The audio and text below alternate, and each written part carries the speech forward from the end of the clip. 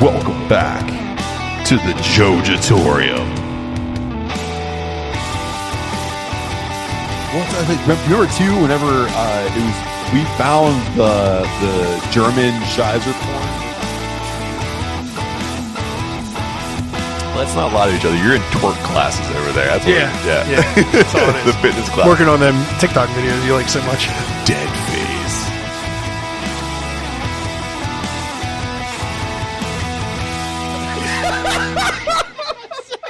Got right in front of you. Well, Merry Christmas from the Jojitorium. It's Decaying with the Boys. It's Adam, it's Matt, and we're just holly and jolly. So, Adam, my gift to you this year is we're taking a whole week off. Yes. I don't have to bother you to get yourself out of bed at 2 p.m. to figure out how to do this shit. I can be blackout drunk the whole day long instead of just the morning. Exactly. But do you remember when we actually pit Germany beers versus pumpkin beers against each other? I do. We picked some of our favorites and threw a 3-on-3 battle. Certainly did. And if you didn't listen to it, now's your opportunity because here comes the clip. I don't know. We got some good ones. We do, because in round 2, we usually feature a local beer, but we're going to move right into our challenge, Adam. So Adam likes to get hammered and go out and buy stuff. So he actually went out and bought 6 different kinds of beer to feature here. So what we're going to do is we are going to pit Pumpkin versus Oktoberfest, because these are usually the 2 camps we see people split on during the fall season. So Adam, you did go out and get heavy hitters from fantastic breweries. So this is my pitch to you. Here's what we're going to do, okay? Let's drink these things, but no one wants to hear us drink them on the microphone. That doesn't play very well, right? Right. So I'm going to challenge you to a little bit of would you rather while we sip drink on these things. Sounds like a good time to me. Cool. And like Matt said, so as Oktoberfest fades out, pumpkin beers fade in, and we're kind of right in that transition point, early October. So, and on the Oktoberfest side, we have Marzen and Fest beer represented. So that will be Team Germany, and then we have 3 beers for Team Pumpkin. Yeah. And both sides feature some local. Yes. We have 1 local pumpkin and 2 local Oktoberfest. So what we're going to do is when we go through these things, we're going to see which team has the best overall flavor profiles, the ones that we would actually buy if they came in a 3-pack ski. And then we're going to pick our overall favorite beer. In between us trying to figure out, would we rather, I don't know, freeze to death or catch on fire and burn to death? Yeah. So, Adam, it looks like we have real light listening. Yeah, super real light listening. So, let's crack open something from Team Germany. So, okay. Go ahead and pick one out here, and let's intro it. Let them know what it is. Sure. Can I start with the one I'm most excited about on that team? Absolutely. That would be Full Pint's Steinmeister Lager. It's a Marzen. Full Pint has been resurrected by a friend of the podcast, Bobby Nacho, and his business partner. And we have not had them on the podcast yet. I drove out and grabbed some of this from up north. Absolutely. So let's crack it. And while we're drinking this beer, if you want to find out what's happening with Full Pint, if you just search them out on all social media, and they actually have their own website where you can see what's going on inside their brewery and also some of the different features they're going to have in terms of food and upcoming events. My understanding is their Oktoberfest was absolutely killer. And I'm kind of upset I couldn't go out and catch that because I'm freaking busy too. I'm still pissed. I'm still being pretty cautious with the COVID thing because if you flash back to a couple episodes ago, I still had to go on COVID watch. I am vaxxed, but I have little kiddos that are not, so you won't see me at a lot of these things. But so I will get out to them, I promise you. So Adam, cheers another to the thing first about beer real quick. Cheers. Another thing about Full Pint real quick. On their website, they have an outpost where you can buy cans, and that's where their Oktoberfest was. In Wexford, near Wexford. I don't know the exact address, but also on their website, you can see everywhere they distribute to. So you can see where to find it if you're not in Wexford, which I thought was really nice. And you see everything they have available. They keep Absolutely. it updated really well. Yeah, I really enjoyed knowing that it's actually really close to where I live too, where I can actually pick up a pack of some of their stuff, and also the place that I go to for a lot of my stuff. Shout out to Allegheny Beverage. They're pulling in a lot of local stuff, and I constantly tell them like, "Hey, man, Full Pint's back. You need to reach out to them." Because I think because Full Pint does a really good job of traditional style beers, and I think in my neck of the woods, traditional style beers reign supreme. So I think they would do very well out in the middle of, I like to call them out in the middle of nowhere. So, and plus I'd like to have more Full Pint in my fridge at all times.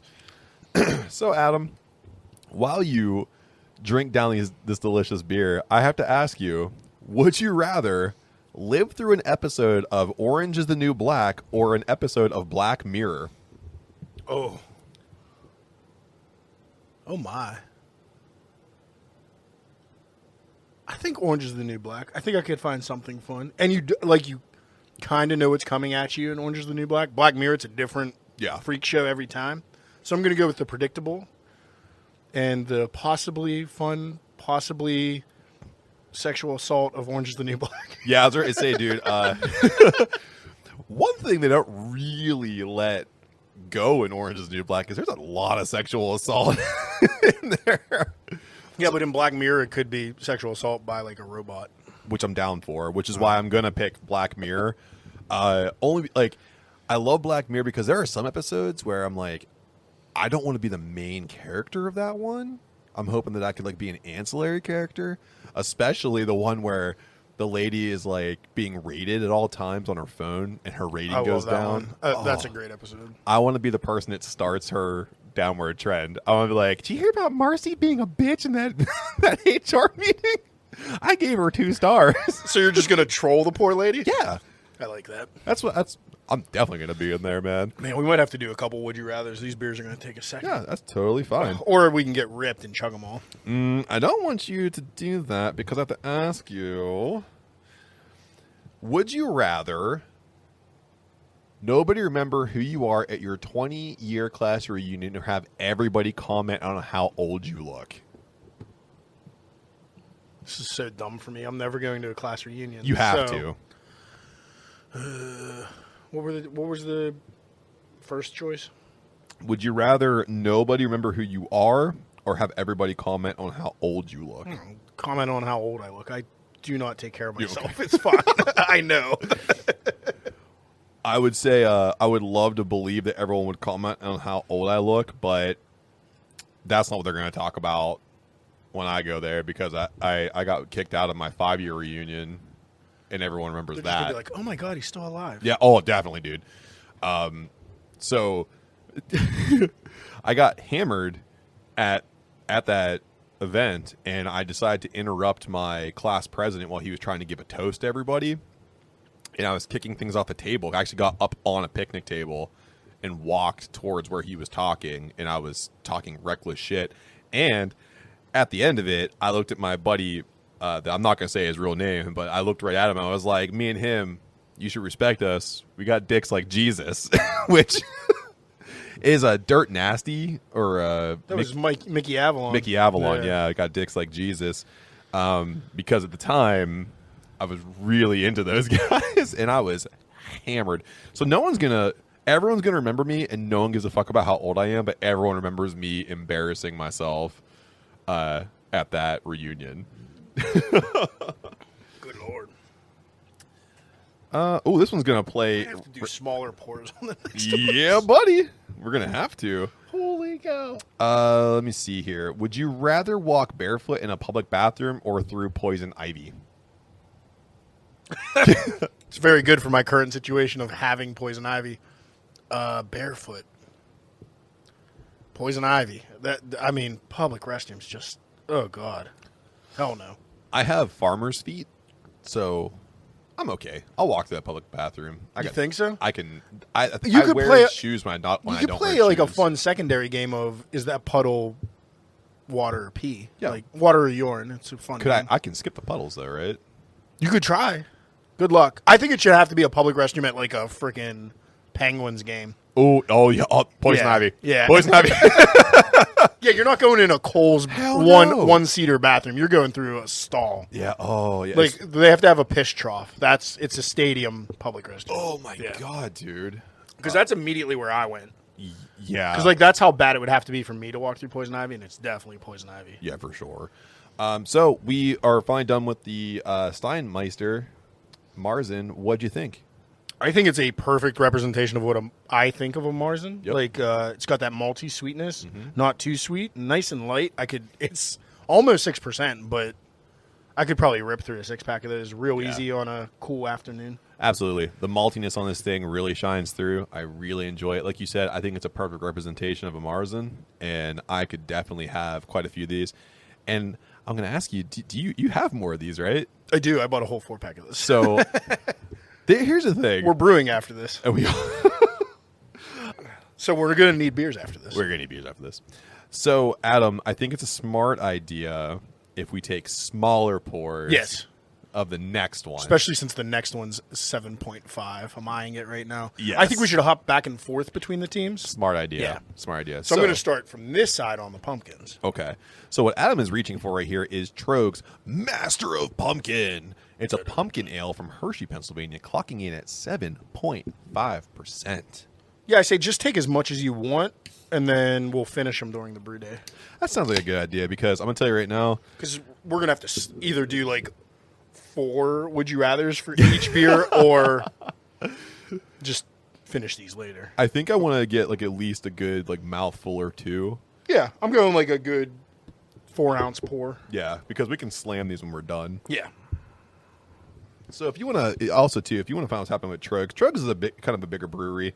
So if you want to find out what's going on with Troeg's, just search them out on social media. They have websites galore. They'll be able to steer you in the right direction. So cheers to number 2, buddy. Cheers. They're probably my favorite like big craft brewery. Definitely definitely in PA. Yeah, I would say too, man. They're monsters. Absolutely, and I like the Troegenator. That's like my favorite thing. That and Mad Elf. I like Nugget Nectar. I like Nugget Nectar. Really good stuff. You know what else I like too, Adam, is Would You Rather. So let me ask you, would you rather donate your organs to those who need them or donate your entire body to science? It's a weird one. I don't have much explanation. For some reason, it's organs, the people who need them. Yeah. I was going to say that too, unless, here's what I'm thinking outside the box here. We're thinking dead, right? I'm thinking alive. I want to donate my body to science if they're going to do weird stuff to me. I want to like... Oh, yeah. See, I was assuming dead. I want to relive like the fire in the sky. You want to be in Reanimator. Yes, absolutely. I want to see if they can like make me Fire in the sky. Yeah, dude, that movie's fucking crazy. You're just looking to get probed, huh? Absolutely. I want to get weird black shit poured in my mouth, and I want you to like funnel shit into me, and I want to come on the other side like knowing Little Event Horizon as well. Oh, dude. Talk about a B movie we should have talked about. Event Horizon. See, that lean. We were doing B horror We though, were. and that leans sci-fi. Heavy for me. sci-fi, yeah. But I will say one of the most fantastic sci-fi horror movies in my rotation. For sure. So I would like, if I could not do a would you rather on that and just I'd like to donate my organs to the people that need them. My liver is fucking blasted though, so nobody wants that. That can go to science. I want to see what they find. Is it like whenever like an athlete unfortunately commits suicide and like, take my brain to Boston for CTE? Do you think that your liver has CTE? I think my liver has pro skills. Yeah. Yeah. Yeah. I mean, I literally, you wanted to talk about last night. I literally battered my liver in beer and then went to Sheetz and ate a 12-inch hoagie and downed a bag of Cheetos. What are you doing? We're 35. Stop it. And then I was late getting started today because my tummy wasn't feeling good. Well, glad you say that because we're going to drink 6 total Which, beers. just imagine how much I drank last week to be hungover. Because I woke up fine, other than a little bit of tummy rumblings. I needed some Tums. And well, Tums is a good thing. Tums and a Bang energy drink. Listen, and man. some Black Forge coffee, and I'm right. The ship's righted. That sounds like a bunch of like conflicting things. Like none of that should work inside of you. Oh, yeah. Yeah. I'll be able to... Never mind. That's really graphic. Go for it. I was going to say I'll be able to poop through a straw tomorrow. Yeah. That's not graphic. That's just accurate. So, Adam, would you rather have a permanent unibrow or no eyebrows at all? No eyebrows. I think you could like make it cool. Like like A shave your whole unibrow, head and you stuff? just look like an ogre, and there's nothing else you'll ever look like. Oh boy, deep dive into my life. That's not going to make Here we me go. sound great. Here we go. When I see somebody with a unibrow, Yeah. and somebody with no, because I've seen both of these, Of course. in the wild. Yeah. When I see somebody with a unibrow, I can't stop staring at it. Where if it's a person without eyebrows, I'll like look and like double take and be like, oh, no eyebrows. Yeah. And like Done and over done. with. Yeah. Yeah. But the unibrow, you just can't get away from because it's like you just need like you're just. I automatically want to come in with some tweezers and just be like, Right in the middle. yeah. Because in all honesty, I could grow close to a unibrow if I didn't take care of mine. Yeah. That's amazing. Yeah, I have some thick ass eyebrows. You do. Yeah. I trim them down like You weekly. keep them really nice. I trim them almost weekly. Give you a lot of credit then, man, because those look good. I'm going to tell you right now, because you're weirded out by it, and I see you more than I see my own wife, I'm getting a fucking unibrow. Because I want to weird you out at all times. You just want me to look at your face all the time. Yeah, dude. And I want to give you like weird eyebrow raises, like, oh, you see that? Like, keep giving me the eyebrow raise. It's like you're lifting the world every time. Absolutely. I'm Atlas. So, Adam, we just got through the Master of Pumpkins. I'll go first this time. Go since, ahead. Because I'm going to say right now this might be positive. that's an Imperial pumpkin, as close as it can be without being an Imperial. It's right on the border. Some Yeah. people would say 7.5 is Imperial. Some wouldn't. It's a boozy pumpkin. I will say this. I wish that there was more of a pumpkin flavor to it because I feel like it's just very spice forward and booziness. And it's not like, I won't say it's bad, but Master of Pumpkin, I don't know about that. My thing is I put everything up against Spooky Tooth because that's my favorite pumpkin. Not featured today. Not I knew that, featured. so I wasn't giving you that Thank easy you. one. That was oh, favorite beer. But no, it's good, but I think it needs more gourd. I agree. I do think it's boozy, but I like the booziness. What I don't like is the spiciness because there's one spice that's coming out super prominent for me, and it's my least favorite in the pumpkin spice family. Cardamom. No, it's clove. It's real heavy. I get a heavy clove. I'm getting a cardamom. I don't. Sure. Okay. Yeah, I'm I just think saying, I think it's clovey. Yeah. Because even like a little bit extra clove hits me the wrong way. I Yeah. don't like Christmas ham because everybody shoves clove in it. You would like my ham then, because I do not use clove on mine. honey glaze that thing and leave the cloves out of it. So it's a little too clovey for me. A good beer. I kind of like that since it's boozy in a 7.5, it has that cloviness because it slows me down a little bit. Yeah. But definitely not better than our first beer. I don't want to start ranking them yet, but I'm just going to say that one right Yeah. now. I did like that Marzen better. I'm gonna I say could drink more of those. Yeah, I could say I could drink more than Marzen. I would say this too. If they could tune down the boozy and turn up the gourd, that would have been a good Yeah, beer. it's missing a little bit of thickness. Yeah, Yeah. that's it. Yeah, it's a little exactly. thin and spicy for me. Yeah. I'm okay with the booziness. I don't know, man. Like I think whenever I mean, I'm going, that's just personal Yeah. personal preference. Yeah. So, all right, Adam, let's go back to Team Germany. All right. I really want to jump into that dancing gnome. Nope, we're going in order, sir. You're gonna have to wait till last. Damn it. Okay. So we're doing because I want to end on a local for that side. Okay. Because this is our one coming from furthest away, actually outside of PA. It's coming from not Stamford because I said that wrong. It's Stratford, Connecticut. So not where WWE is. Thank God. This is Two Roads. I've had a lot of Two Roads different stuff. This is their Oktoberfest. It's also a Marzen style. Okay. Coming in at 5.8%. So I've also had some Two Roads in my time, and I really enjoy their porters. Our porters are usually pretty good. I enjoy those. So it makes me very excited for the Marzen because I kind of feel like it kind of borders up on the same thing. It's a traditional style. I've had a lot of their IPAs, and I like them. There's nothing I can say negative about Two Roads, which is why I chose this one. Yeah, and if you want to find out what's happening with Two Roads, again, like all the other beers here that we're featuring, you can search them on social media, and they are heavily active. They have lots of things going on in their brewery as well. And if you ever do get out to Connecticut, it's a great place to go to. I'm going to take my first sip on this thing. Adam looks puzzled. I'm not going to give my total feedback now, but Yeah. right off the initial taste, it's a big departure from the full pint one. Yeah, it is. For me. It is. So, actually, then let me ask you the question that's more on the nose for you. Would you rather wear clothes that are always way too big or a couple sizes too small? Way too big because if it's too small, it's uncomfortable. Yes. Too big, it's uncomfortable to go in public and have people see you like that. But like, if I'm lounging on the couch, like, Yeah, but cool. you have such an active lifestyle, though. Like, you're... I don't. I do, but I have a beer gut and man tits. So like, too tight is not good. Too tight is not good. I mean, I'm working on it. I've been lifting weights since the pandemic's lightening up. But yeah, still not comfortable. I'm not wearing a schmedium anytime soon. love your answer so much. Yeah. I'm definitely going to go with too big because I'm a big guy already, and I already wear a size too big than I already should. Because it's the same. I have a beer gut, and I do have man boobies. So I'm trying to stay away from highlighting those attributes of my body. So I'm definitely going to go with Yeah, I don't want a the, small child trying to, like, milk me. It's like, Mom, is that like the cows we saw at the pumpkin patch? Do I try to give it grain to earn its trust? Well, then, Adam, I'll ask you then, since you and I are both heavily tattooed. I like to believe that. Well, not heavily tattooed, but we're tattooed. I'm working on getting heavier tattoos. Yeah, you have more tattoos than I do, and I'm trying to catch up to you, and I will eventually here. But I have to ask you, would you rather have a tattoo of the title of the last book you read or the last TV show you watched? I'm so dumb. When's the last time I read a book? Definitely not.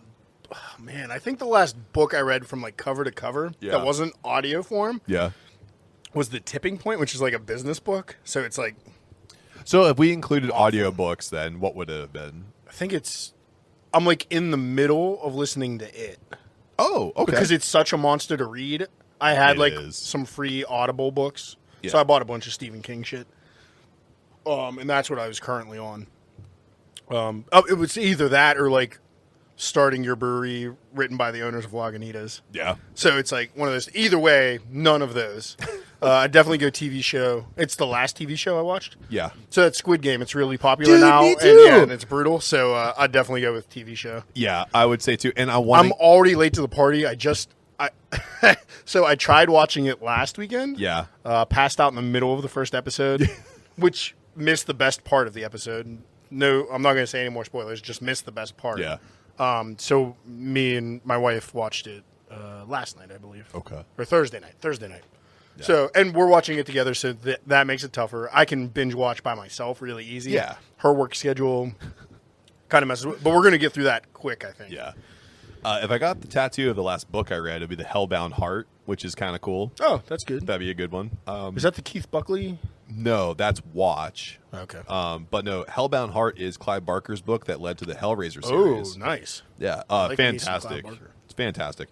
$5 on Amazon for the digital. So worth it. But I also have been watching Squid Game, and I would love to get the Korean calligraphy of it on me because it is so, especially the way they write it. It'd be so cool. And I can, And nobody will know what it is in 5 years. no, yeah, oh yeah, exactly. Because Netflix is going to die because they keep raising prices. So we just finished our third beer. Third beer. We're halfway there. We're halfway there. So Adam, what'd you think, man? I think this is the other side of a Marzen for me. So this is the sweeter, lighter version of what we had in the first one. Personally, not my style, but some people like it that way. Yeah. It's not a bad beer. It's just a little too malty for me. And a little too thin. Yeah, I was gonna say too sweet, too thin. Yeah. The sweetness was the first thing. I almost wanted to say candy at the beginning. Yeah. because it has that like honey That's sweetness. that's what hit me. That's where you saw my face change because Yeah. whoa, wasn't expecting. I was expecting a little bit of a deeper malt, and it was really bright for a Marzen. In my opinion. Yeah, I can agree with that one. It was brighter than the full pint, and I like my Marzens more caramel borderline kind of like I want that. And I like it to be caramely but not filling. And Yes. the full pint hit right there. Like it wasn't too heavy, and the malt was there, but it wasn't sweet. It didn't finish sweet. Yeah, I would say that too. No, good beer. Just unfortunately, they came in after the full pint. So Adam, we have to jump back to Team Pumpkin. What do we got? I'm excited about this one. We have Curious Gourd from Evergreen which is in Camp Hill, PA.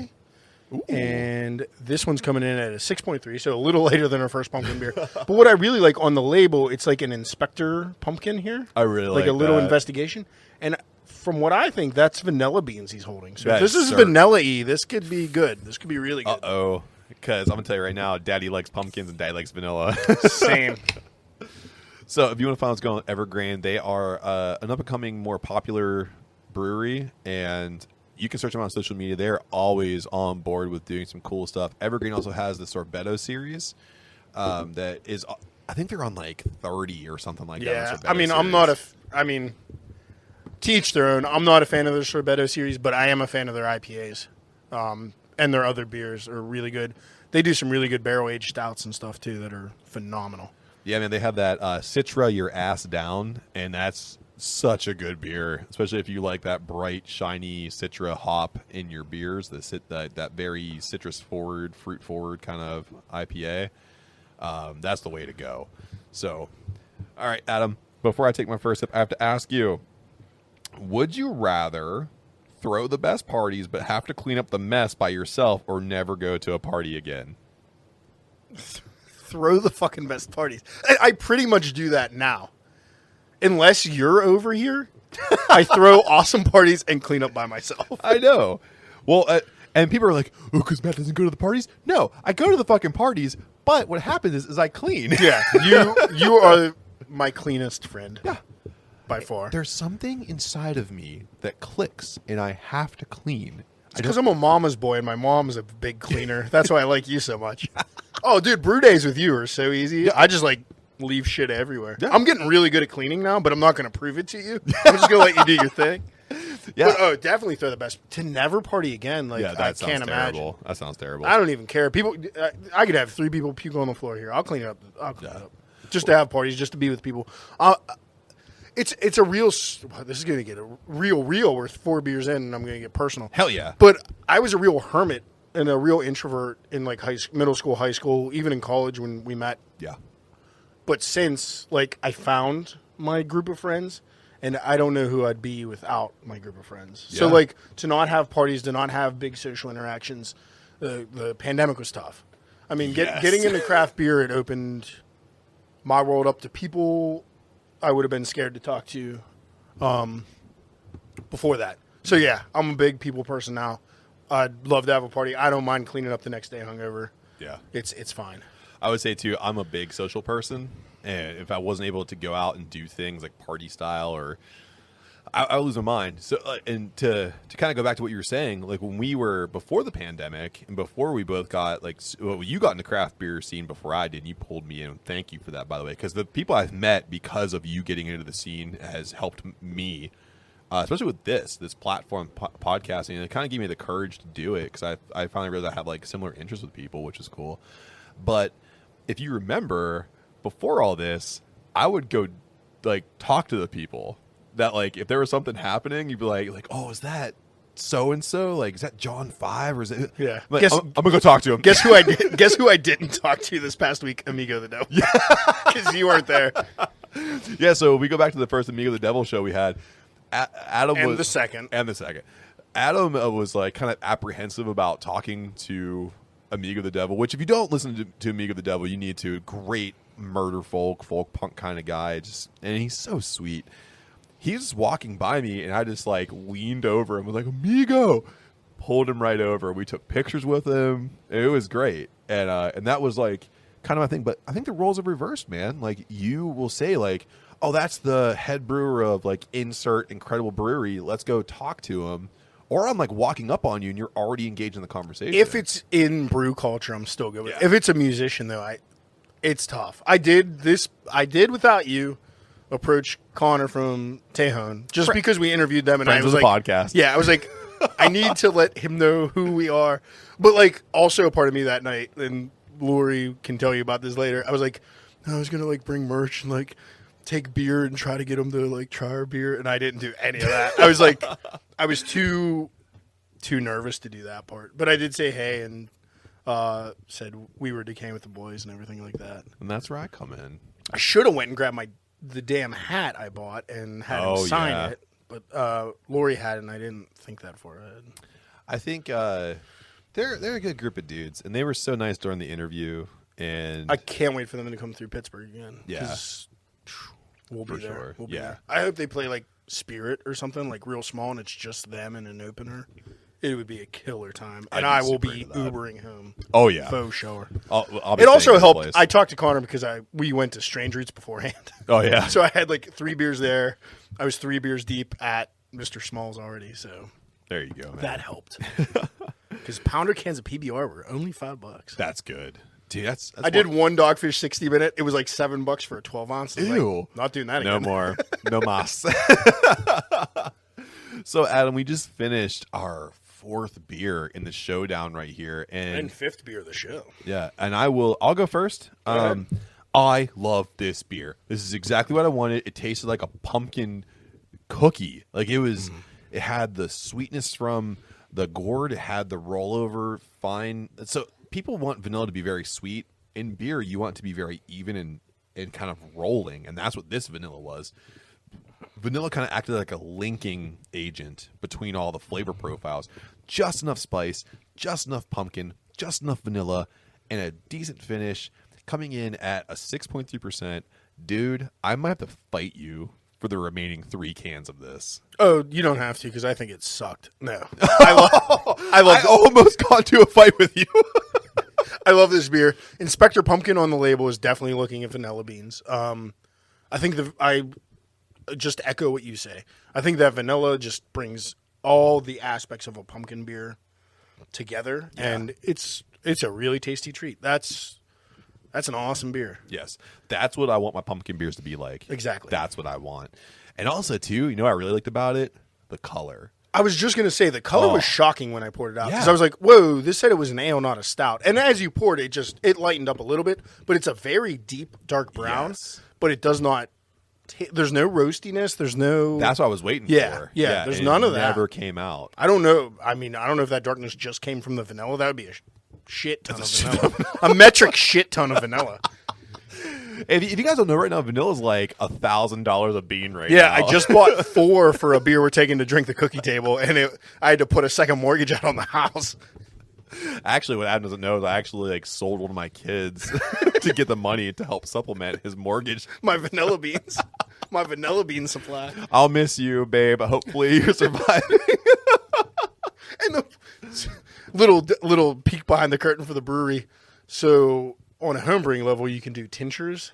Yeah. So I took those really expensive vanilla beans and put them in cheap ass vodka to extract more Smart. flavor. Smart. So it's like, to take these precious gems and put them in a $10 handle of vodka. Nikolai vodka. It's Nikolai. Is it Nikolai? Oh my god! You quintessentially put vanilla beans in hairspray, and you're just hoping for the best. It works. I've done it before. It works. It's the best to extract that flavor. So we just tap danced over in Team Pumpkin. Let's go back to Team Germany for the last beer we have here, and that is the Dancing Gnome, correct? Yeah, this is So, the Dancing Gnome. Dancing Gnome's Fest beer. It's a German lager. Tell us more. Yeah, so a Fest beer, unlike a Marzen, which we were our first two, do not lean too heavy on a sweet malt character. It's kind of drier, and it has a little bit hoppier backbone. Not hoppy like an IPA or a pale ale, but just a slight bitterness. It's a little more well-rounded, clear beer, kind of like a normal German beer. So it kind of borders on a crispy boy. If you're kind of if you're trying to equate it to something, so you're looking more towards a Pilsner idea, and of course, Dancing Gnome is known for their IPAs, so that's why I was kind of looking forward to this one to see how they would kind of go the opposite direction. Because if you're new to the beer scene and you're not really sure what an IPA is versus a German lager, a Fest beer, or a Pilsner. IPAs are hoppy. They're usually pretty hoppy, pretty aggressive, especially Dancing Gnome puts out more West Coasty style IPAs. So I'm really excited to get into this one. And if you want to find what's going on Dancing Gnome, search them out on all social media. They have great collabs too for the Barrel and Flow, which we reviewed 2 or 3 episodes ago. Mm-hmm. So check them out, and also great guys over there. So Adam, I have to ask you, since we're still doing Would You Rather in between here, this one's hitting close to home. I want you to get teary-eyed. You ready? Oh no. Would you rather save your best friend's life if it meant 5 strangers would die, or save 5 strangers if it meant sacrificing your best friend? You're dead, motherfucker. No, you know me. I don't give a fuck about strangers. Yeah, sorry to the 5 strangers. I hope they didn't have loving families and wanted to die anyway. But I'd save you, or I'd save Dennis. I'd save any of my friends that I love. I don't know. That's probably a character flaw in some psychological study. I'm sure. But my friends are my friends. Yeah, absolutely. So, yeah.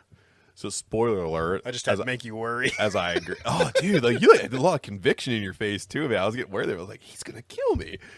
But I will say this: can I pick the way that the 5 strangers die? Oh, I don't know. That's up to you. I mean, you're asking the questions. I'm asking you. Would you give me the caveat that I get to pick the way that the people die? No. Because I'm gonna save you. Okay. Well, yeah. Go ahead for fun's sake, since we have the same answer.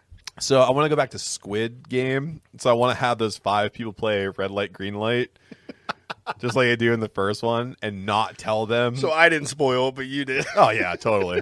So, hey, guys, episode 1, red light, green light goes on, and people die in fucking mass.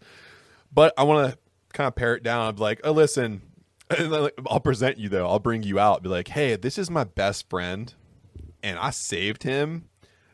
But I have to put you guys in this game. And just so you know, you might all not make it out of here alive. So just listen to the instruction and follow those instructions. And take it very literally. Yeah, take it very literally. It's like the Great British Baking Championship when they're like, follow the recipe. To the T. To the T. And then that weird Korean doll comes out and it's like, make sure that you don't move after I say red light. And oh, and those fucking ARs start popping off. Jesus Christ. But that's how I would do it. I'd make it fun. Sure, make a game out of make life a or game death. out of it. Yeah, it's a fun hypothetical question. But in all seriousness, I would save you no matter what. Thank you. I'm saving you. I appreciate you. Are my best friend. I can't say no matter what for you, but thanks. I would save you no matter what. Well, yeah, I would say no, you wouldn't. There are you wouldn't. There are caveats. There are caveats. My children. I was not going to say it because that's dark. I'll say it. Yeah. I'll say. And I would be okay with you killing me. But to I save was your going to kids. say, like, if it was like you guys hanging off a cliff and I could take one, you would literally tell me, go save your kids. Yeah, absolutely. Yeah. So on a later side here, Adam, this is actually probably pretty easy. The recipes are in the blue binder. Hi, this is Matt. I've taken over Bash Brew. Welcome to my Jojitorium. Adam, I have to ask you, so I can drink all of this beer real quick. Would you give up coffee or soda forever?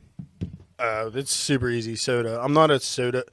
I really treat soda as a treat. Like, I only drink it when I'm absolutely so hungover I can't drink coffee because my stomach gets real uneasy with coffee. But behind beer, coffee's my next drink. Absolutely. And then after that's water. And then, like, eventually we might hit soda. Yeah. It's like beer. I'll just say alcohol, coffee, water. Because I like bourbon too, so... I'll say this. So when I went away for my job, my 9 to 5. I went away for 6 weeks for a training where I had to I was heavy working out all the time, and I wasn't able to go out and do my normal stuff. So my treat in the mess hall I had to go to, my treat would be to have Sprite. Like if I'd worked really hard that day, I would have a little 8-ounce glass of Sprite. So I was easily too. Soda, get the fuck out of here. So is that your favorite soda? Sprite? Yeah. Yes. As far as mainline brand, it's probably Dr. Pepper for me. But I'll take a local cream soda over anything.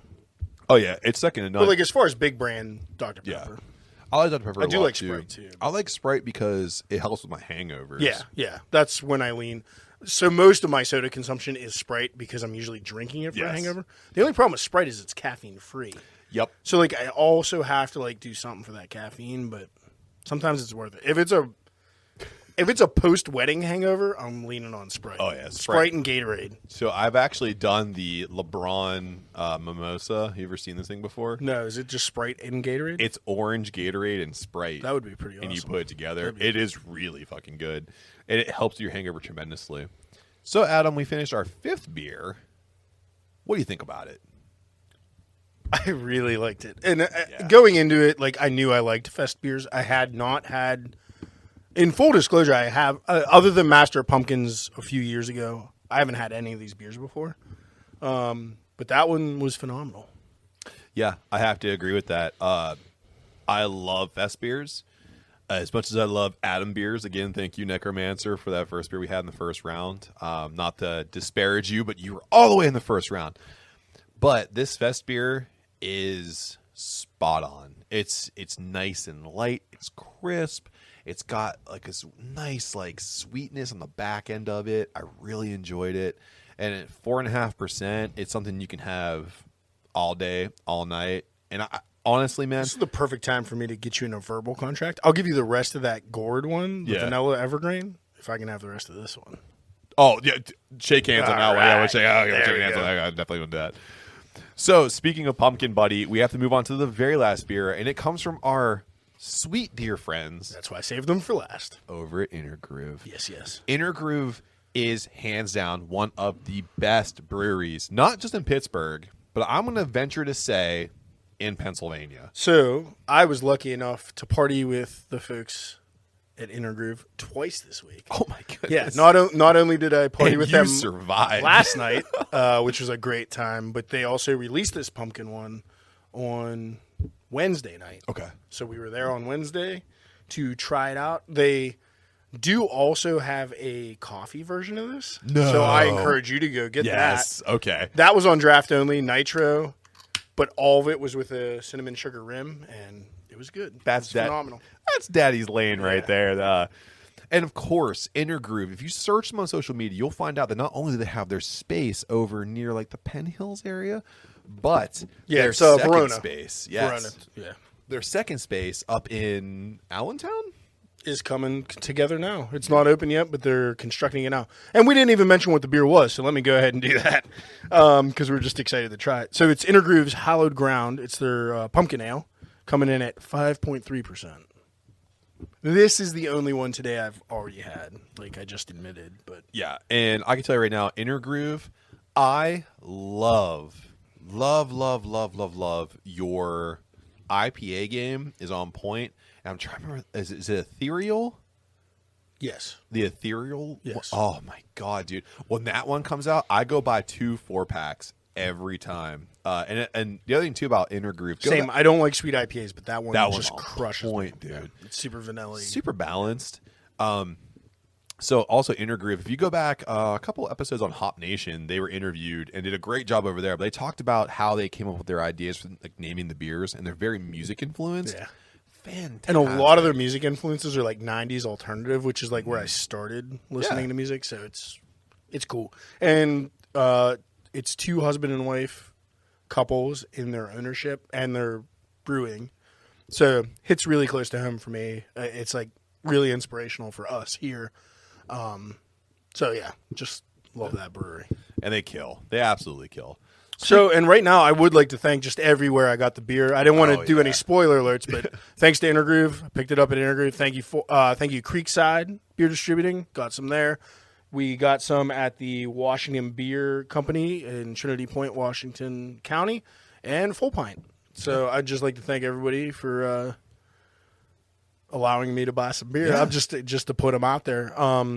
Can't say enough good. I mean, of course, the breweries are great. Can't say enough nice stuff about Creekside or Washington County. Oh, yeah. Or Washington Beer Company. Washington Beer Company, you can mix and match 4-packs of anything they have, which is crazy. Like, there's not many places that do that. And then Creekside has a crazy local selection. So very easy to get in there and find what you want in the Western PA atmosphere. Yeah. They have everything. Just a great these distributors are starting to get into the game of like splitting things up, and I'm excited about that because there's nothing worse than when you take a gamble on a 4-pack And it sucks. and the first beer comes out terrible. And here's the thing too, And then 3 of them sit in the back of your fridge forever. and you try to like palm off on your friends like, this is so good, dude. But here's how I'll say it too. Brewing beer is much like pro wrestling, and although we crack jokes on both are very hard. Yeah. I'll say that. There's nothing easy about it. Just because we say something might not be to our liking does not mean we're disparaging that wrestler or that brewery. Well, it's all personal preference, too. Yeah, absolutely. Like to go to that Master of Pumpkins, they make it every year for a reason. Somebody likes it. It's just too spicy for our taste. Yeah, I'd never dump on a brewery without trying everything they have. If they have one style that I don't like, try the next. That happens. But yeah. We've gone to breweries before. Point of personal preference, man. Point of personal preference. So, Adam, as we sip on the last beer here, I have to ask you, this is a good one. Would you rather go backstage with your favorite band or be an extra on your favorite TV show? Now, that's your favorite band or favorite TV show of all time. It could be still in production and still on tour, or you can fantasy book it. Canceled, dead, whatever. Yeah. It's definitely a band. I just don't know what band. Trivium. Because I just like... In way. I do love Trivium. But I just like music over TV. To pick a band, though, I don't know if I can do that right on the spot. That's tough. It's just, it goes in ebbs and flows on like what I'm really into at the moment. I mean, if I'm fantasy booking, purely fantasy booking. Yeah, absolutely. It would be Maylene and the Sons of Disaster, because that means Dallas is doing really well. Yeah, Dallas is healthy. Oh, jeez. So I'd pick them. But I'm really into them and Every Time I Die, clearly. But just right now, like that's what I'm really into is like that kind of like southern gritty. It's southern and Rust Belt gritty, heavy metal, hardcore. Well, it's like hardcore with a soul. Yeah, you know, like if you look back at like other hardcore acts and I love this band, but it's just a comparison I want to make. Like Comeback Kid, that's from the much maligned Victory Records label. If you put them up against like an Every Time I Die. Despite both of them being very, very good, I really enjoy just like the soul of Every Time I Die. And I think that's why they're my favorite band, because they embody that. That's not true, because you're going backstage at Panic at the Disco. I love Panic at the Disco so much. So you can cowboy shit Brandon. I would cowboy shit the fuck out of Brandon Urie. I love that. You know what, too? Did I just pick yours? Did I just do your... You know what? Let's go for it. I would love to be backstage at Panic at the Disco. Because two things. One, I love their music, first and foremost. I don't care. I don't fucking care. Like, I love everything, but for some reason that band from like that 2002 emo era really stuck with me. Really enjoy it. And then their progression as they went through, and like Brandon Urie is like the only person left, really. Yeah, it's like him and like his supporting band. But I went and saw them when I left a really toxic job. It was my last day. I went and saw them because my wife got me tickets, and it was like when the was that when you were working for the shopping cart company? Nope. No, it was after that. Okay. But I still worked for people who probably worked for the shopping cart company.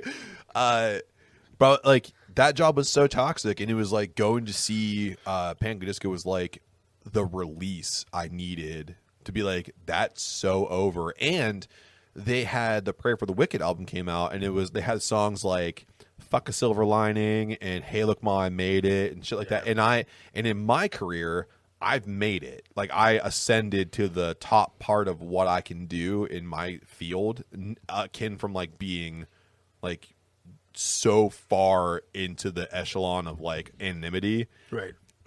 That album resonates with me a ton, and like the Roaring Twenties song too, like Tying Off a Silk Tourniquet and shit, like all these things, like blasting through my 20s and surviving in my 30s. Like, yes. Long story short, long explanation short, I would go backstage at Panic at the Disco. Glad I just booked that for you. Thank you. So if I could fantasy book another one that's even more impossible right now, I would love to be backstage at a Motorhead show just to see if Lemmy could force feed me enough Jack Daniels to kill me. He could. And I bet you he could. He could. He actually... I think that party and that conversation would be epic. Unbelievable. Yeah. Epic. Totally epic. Do you remember... You and I went to, it was me, you, and another buddy. We have Zach. We all went to Mayhem Fest, and somehow we ended up in the Jack Daniels tent. Do you remember that? Yeah, like literally, I fell into it. Yeah. While we were in there. Yeah. We were in there too long. Too long. Because I kind of felt like... one of us won tickets and like got VIP access to that. Zach. Wow. Zach won it. He's impressive. Absolutely. I remember being in there, and it was almost like nobody else was going in because the shot girls were like, "Oh, do you guys want this or that?" And I was like, "Do we party like rock stars for like 30 minutes?" Mm-hmm. It was like if We almost died after we were drinking like Eagle. Not Eagle, the honey, the wild turkey honey. Yeah, dude, we split American honey. That's American honey in the parking lot, and we were drinking American honey in the parking lot, and Yingling Black and Black Tans. And we were mosh pitting in the parking lot, and we got in somehow. Yeah, you fell into the Jack Daniels tent. I literally tripped on the post and fell into it. God, man. And they're like, "Oh, you need some more." I was and I'm like, "Yeah, I fucking do." Sure. I just embarrassed myself, sure. Yeah, pour we shots were like in my face. 22, 23. Yeah, the prime age to get manipulated into drinking more. So speaking of drinking more, Adam, we just finished our last beer of the showdown, and I think it's my turn to go first. And I want to say thank you, Intergroove, for this beer. Nice and this spice that you have on this one is nice and even, and I don't taste a whole lot of pumpkin in it. It's not as predominant as I want it to be, but the spice is as balanced as it could be. It's a good beer, and it makes me very, very thirsty for the coffee version. The coffee of it. version's really good. Yeah. I think because if you had the coffee bitterness balancing out more of that spice, you're going to get like a nice pumpkin spice latte kind of taste out of it.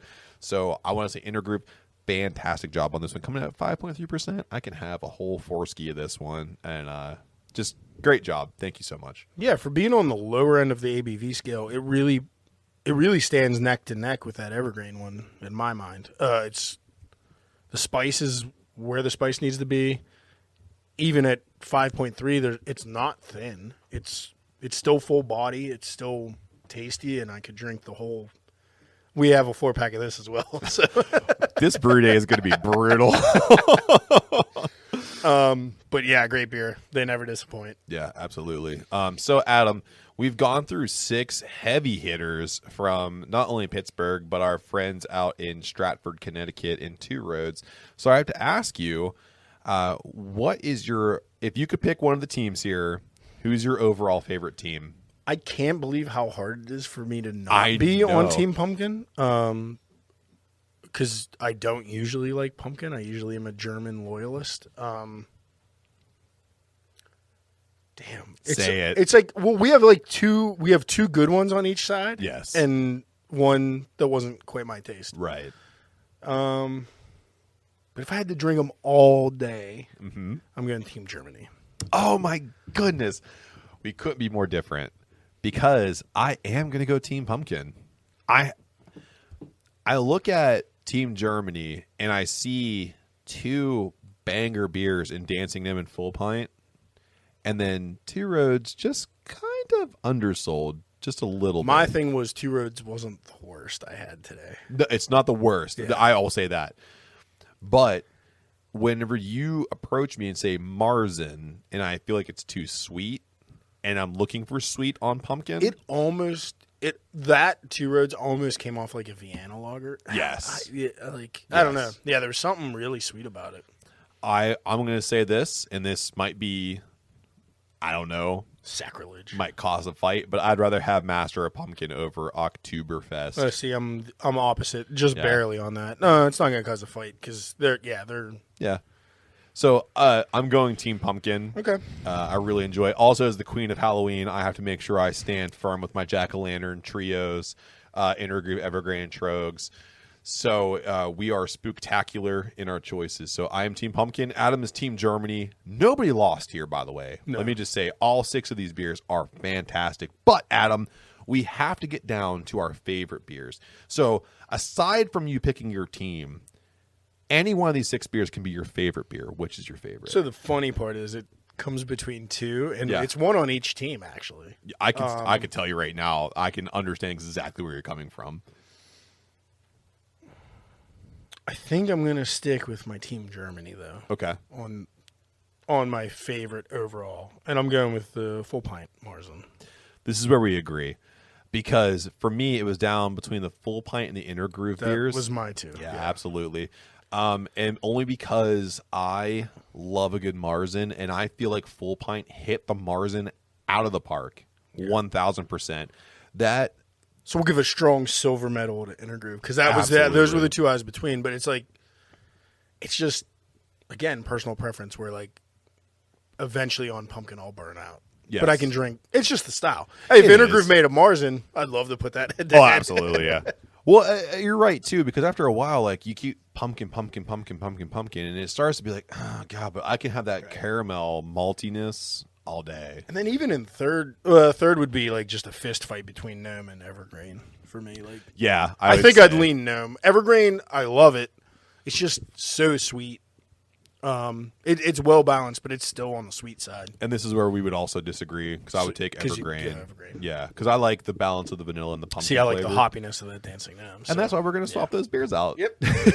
already verbal contracted that. So, guys, if you're out there and you really are hunting down some of the best beers in the Berg and also out there in Stratford, Connecticut, check out Two Roads, Dancing Gnome, Full Pint, Intergroove, Evergreen, and Trogs.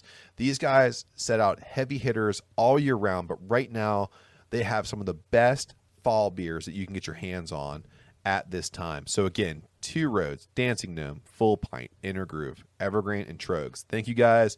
All these beers are fantastic. Just because we rank them doesn't mean we don't like you. Hey, Adam, do you remember when you had the best week ever? You got a beer put on the tap system over at Penn Brewery, and I think you got drunk as shit at Barrel and Flow. I don't remember that at all. Can we listen back to it? Yeah, guess what? I got a clip for you right now. So, Adam, you went to something really cool. You went to Barrel and Flow, I did. and thank you for that. And I did not black. Wow. Are you drinking now? I did. Yeah, I had a couple today. I did not black out until I got back home. Beautiful. At the after party we had down here in the Jojitorium. Wonderful. So it was really nice. It was in a very nice area of the city, nice and spread out. So it was easy to kind of take your time in between beers. Didn't seem rushed. There weren't like long lines for anything, and I had a great time. Had some great beers. Yeah, I saw some of the posts, and most notably, like Hello Brutiful Pittsburgh. She puts up awesome pictures, so she was able to take some pretty cool shots of how. I mean, that festival really took over. Yeah. Downtown, which was nice, man. I mean, it's a cool festival. And it does have national recognition. I was reading reports on it from like USA Today and stuff like that. So it's pretty cool to see that it's going everywhere. And like I think you said on the last podcast, other nations are trying to figure out how to do the same thing. Yeah, from what I've heard. Yeah. So it's huge, and it's all originating here in the Berg, which is great. And it was a success from everything I understand. Ticket sales were great. The vibes were awesome. Things went well. Really cool vibe. Met some friends of the brewery and the podcast that I hadn't met before or haven't seen in a really long time. It was just a really good day. And it's wonderful. And the cool thing is that you think a lot like me. And when you go to a place and you say, I like this here. Do I like it at home? You grab beers. Yeah. So it's round one. We have beers. Put them together. Call it round one beers. What we got? So I actually ordered this one in line after tasting it. We have Sweet Delight from Abjuration Brewing Company, friends of the podcast. It is their white stout with peanut butter, honey, vanilla, and milk sugar. And then this was a collab with PBJ Customs, which are some great artists in Pittsburgh, who actually did the label for the beer, anybody that has them. So, yeah, I went the day after a beer fest to go pick these up.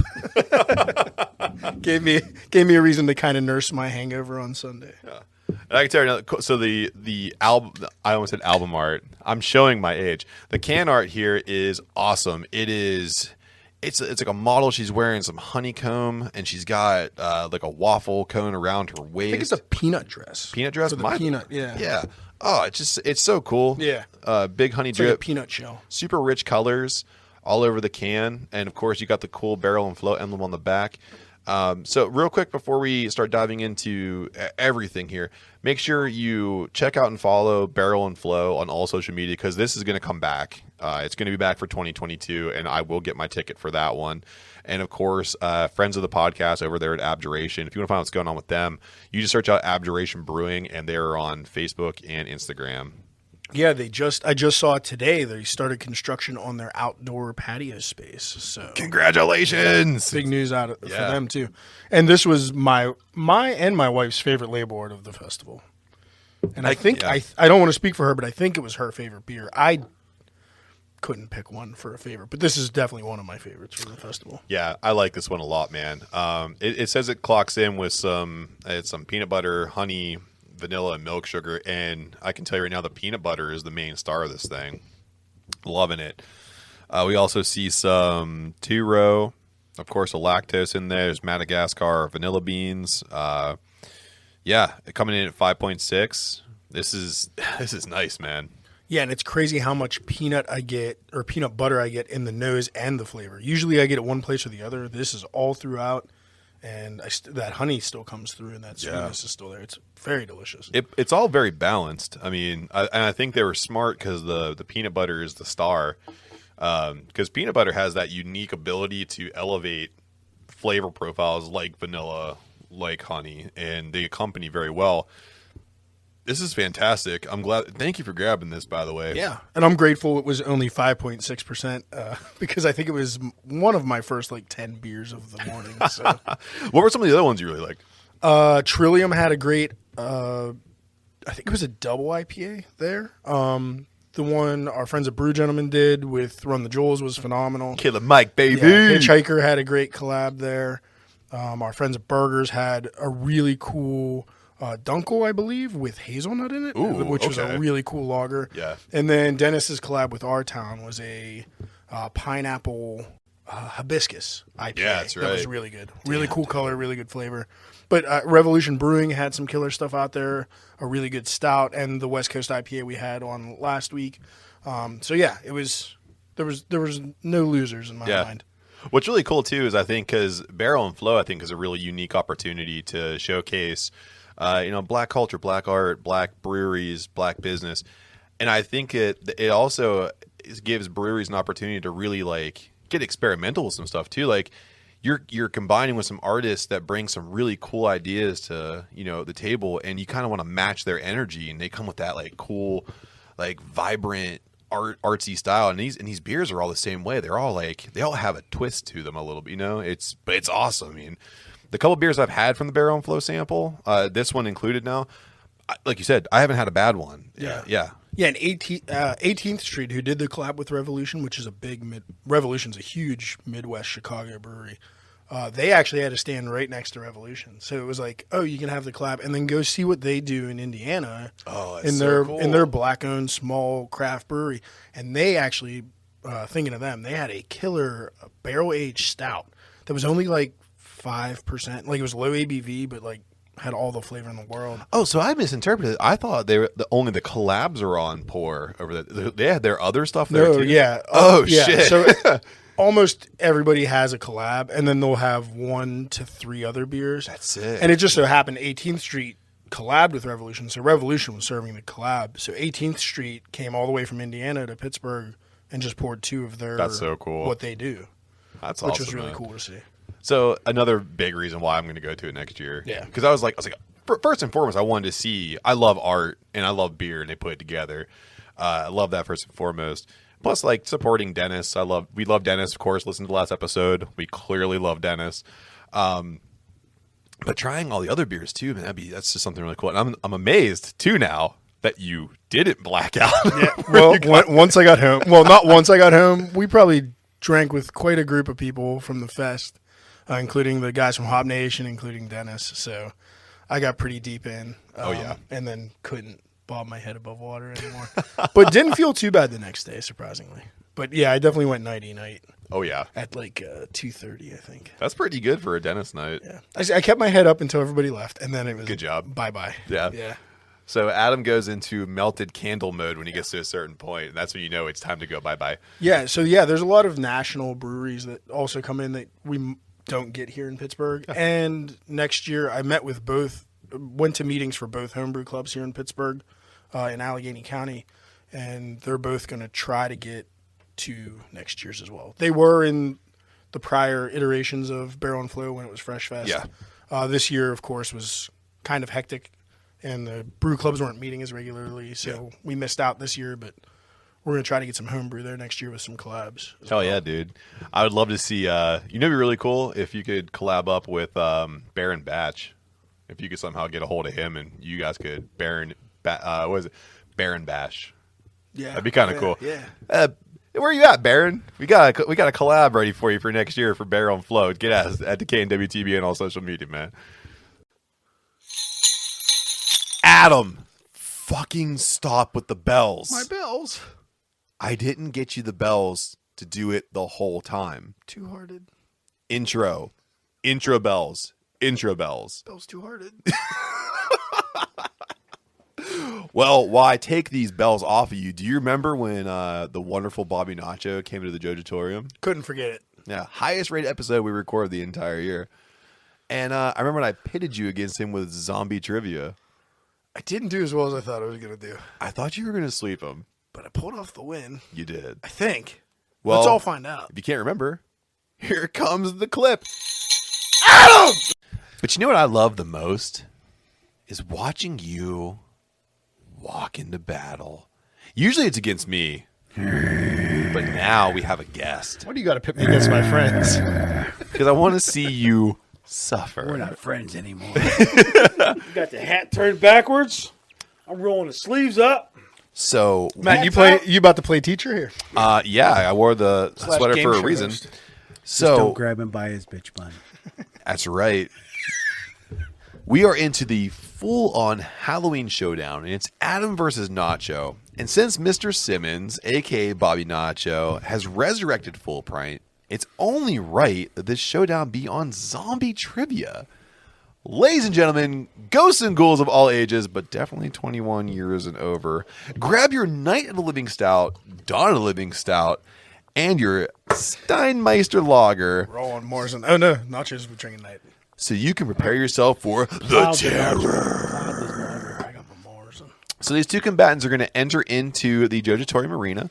I'm going to fire off some questions to them, and they are going to play for points. At the end of the game, whoever has the most points wins. So right now, not only is it the Jojitorium versus Mr. Nacho, it is Bash Brew versus Full Pint. Man. Bragging rights Oh, on boy. the All line. the pressure's on me. So I'll let you guys decide who gets to go first. I think Adam should go first. He's the host. Absolutely not. The Let guest, the host go first. Guest goes first. Let the host go first. Guest goes first. Oh, damn. So, 7. Mr. Nacho. I will ask you a multiple choice question. I'll read the question and then read you the answers, and then you may take a pick. And just know, too, that there is a bonus question at the end. Bonus. If you answer the question wrong, your opponent has the ability to steal. Everyone cool? Ready. Let's do this. For all the listeners, Mr. Nacho has flipped Adam Bashland the bird. Zombie shit. Mr. Nacho, who is the lead special effects artist on The Walking Dead? Tom Savini, Howard Berger, Greg Nicotero, or Steven Yeun? I have never watched The Walking Dead. So, with that said, anybody that's named Burger is my friend. So I'm going with Burger. Adam, who is the lead special effects artist on The Walking Dead? Remaining answers are I Savini, don't need Nicotero, I Yeun. don't need it. Nicotero. Nicotero is correct. At least he was in the seasons I watched. He was. Because And that shit got old quick. Mr. Nicotero actually, since the time of this podcast, has directed 33 episodes of The Walking wow. Dead, and he has been the feature special effects artist across all the seasons. And for a bonus question, first crack, Mr. Nacho, where is Greg Nicotero from? What is his hometown? Saskatoon. Adam. I'm going to look like an a-hole if it's here and I don't say here. I'm going to say Columbus, Ohio. Greg Nicotero is from Pittsburgh. Damn it, I thought so. And he studied under the Oh, legendary Savini. I knew he studied. Romero and Tom Yeah, I knew he Savini. was with Savini. I didn't know he was from here, though. Adam. Can I just tell you that I've never watched a zombie movie ever. No type of zombie movie, no type of TV shows. I've never watched anything with zombies. Well, this will get good then. So, Adam, number 2. In Zombieland, the main actors are named after their hometowns. What is Emma Stone's name? A, Tallahassee, Wichita, Columbus, or Little Rock? Emma Stone. Emma Stone. Can you give me those again? Tallahassee, Wichita, Columbus, Little Rock. Wichita. Correct. You sure she's not from Beaver? She from Beaver Falls, bro. 7th Ave. Mr. Nacho, for a bonus point, what number does Woody Harrelson paint on the side of each car he drives? Now, remember, for a hint, since you've never watched zombie movies, it is the number of a very famous driver, NASCAR driver. Would have to be 3. The great number 3, the Dale Intimidator. I did know it then. I wasn't sure if I knew that answer or not. Ah! Mr. Nacho, what was the first feature-length zombie film? Voodoo Island, White Zombie, The Earth Dies Screaming, The Devil's Daughter. What was the second one?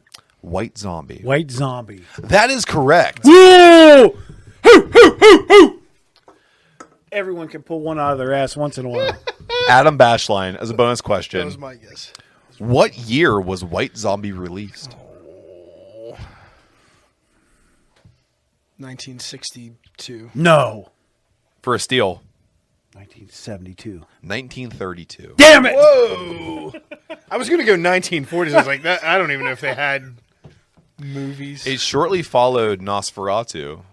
Very, very shortly that makes thereafter. sense. That Yeah. makes sense. Adam, I believe you're up. Finish this White Zombie lyric. 5, yeah, wow. The Demon Warp, blank, in 1965, 5. On a nosedive, makes devil cry, coming alive, I'm fucking John 5. It's coming alive. That is correct.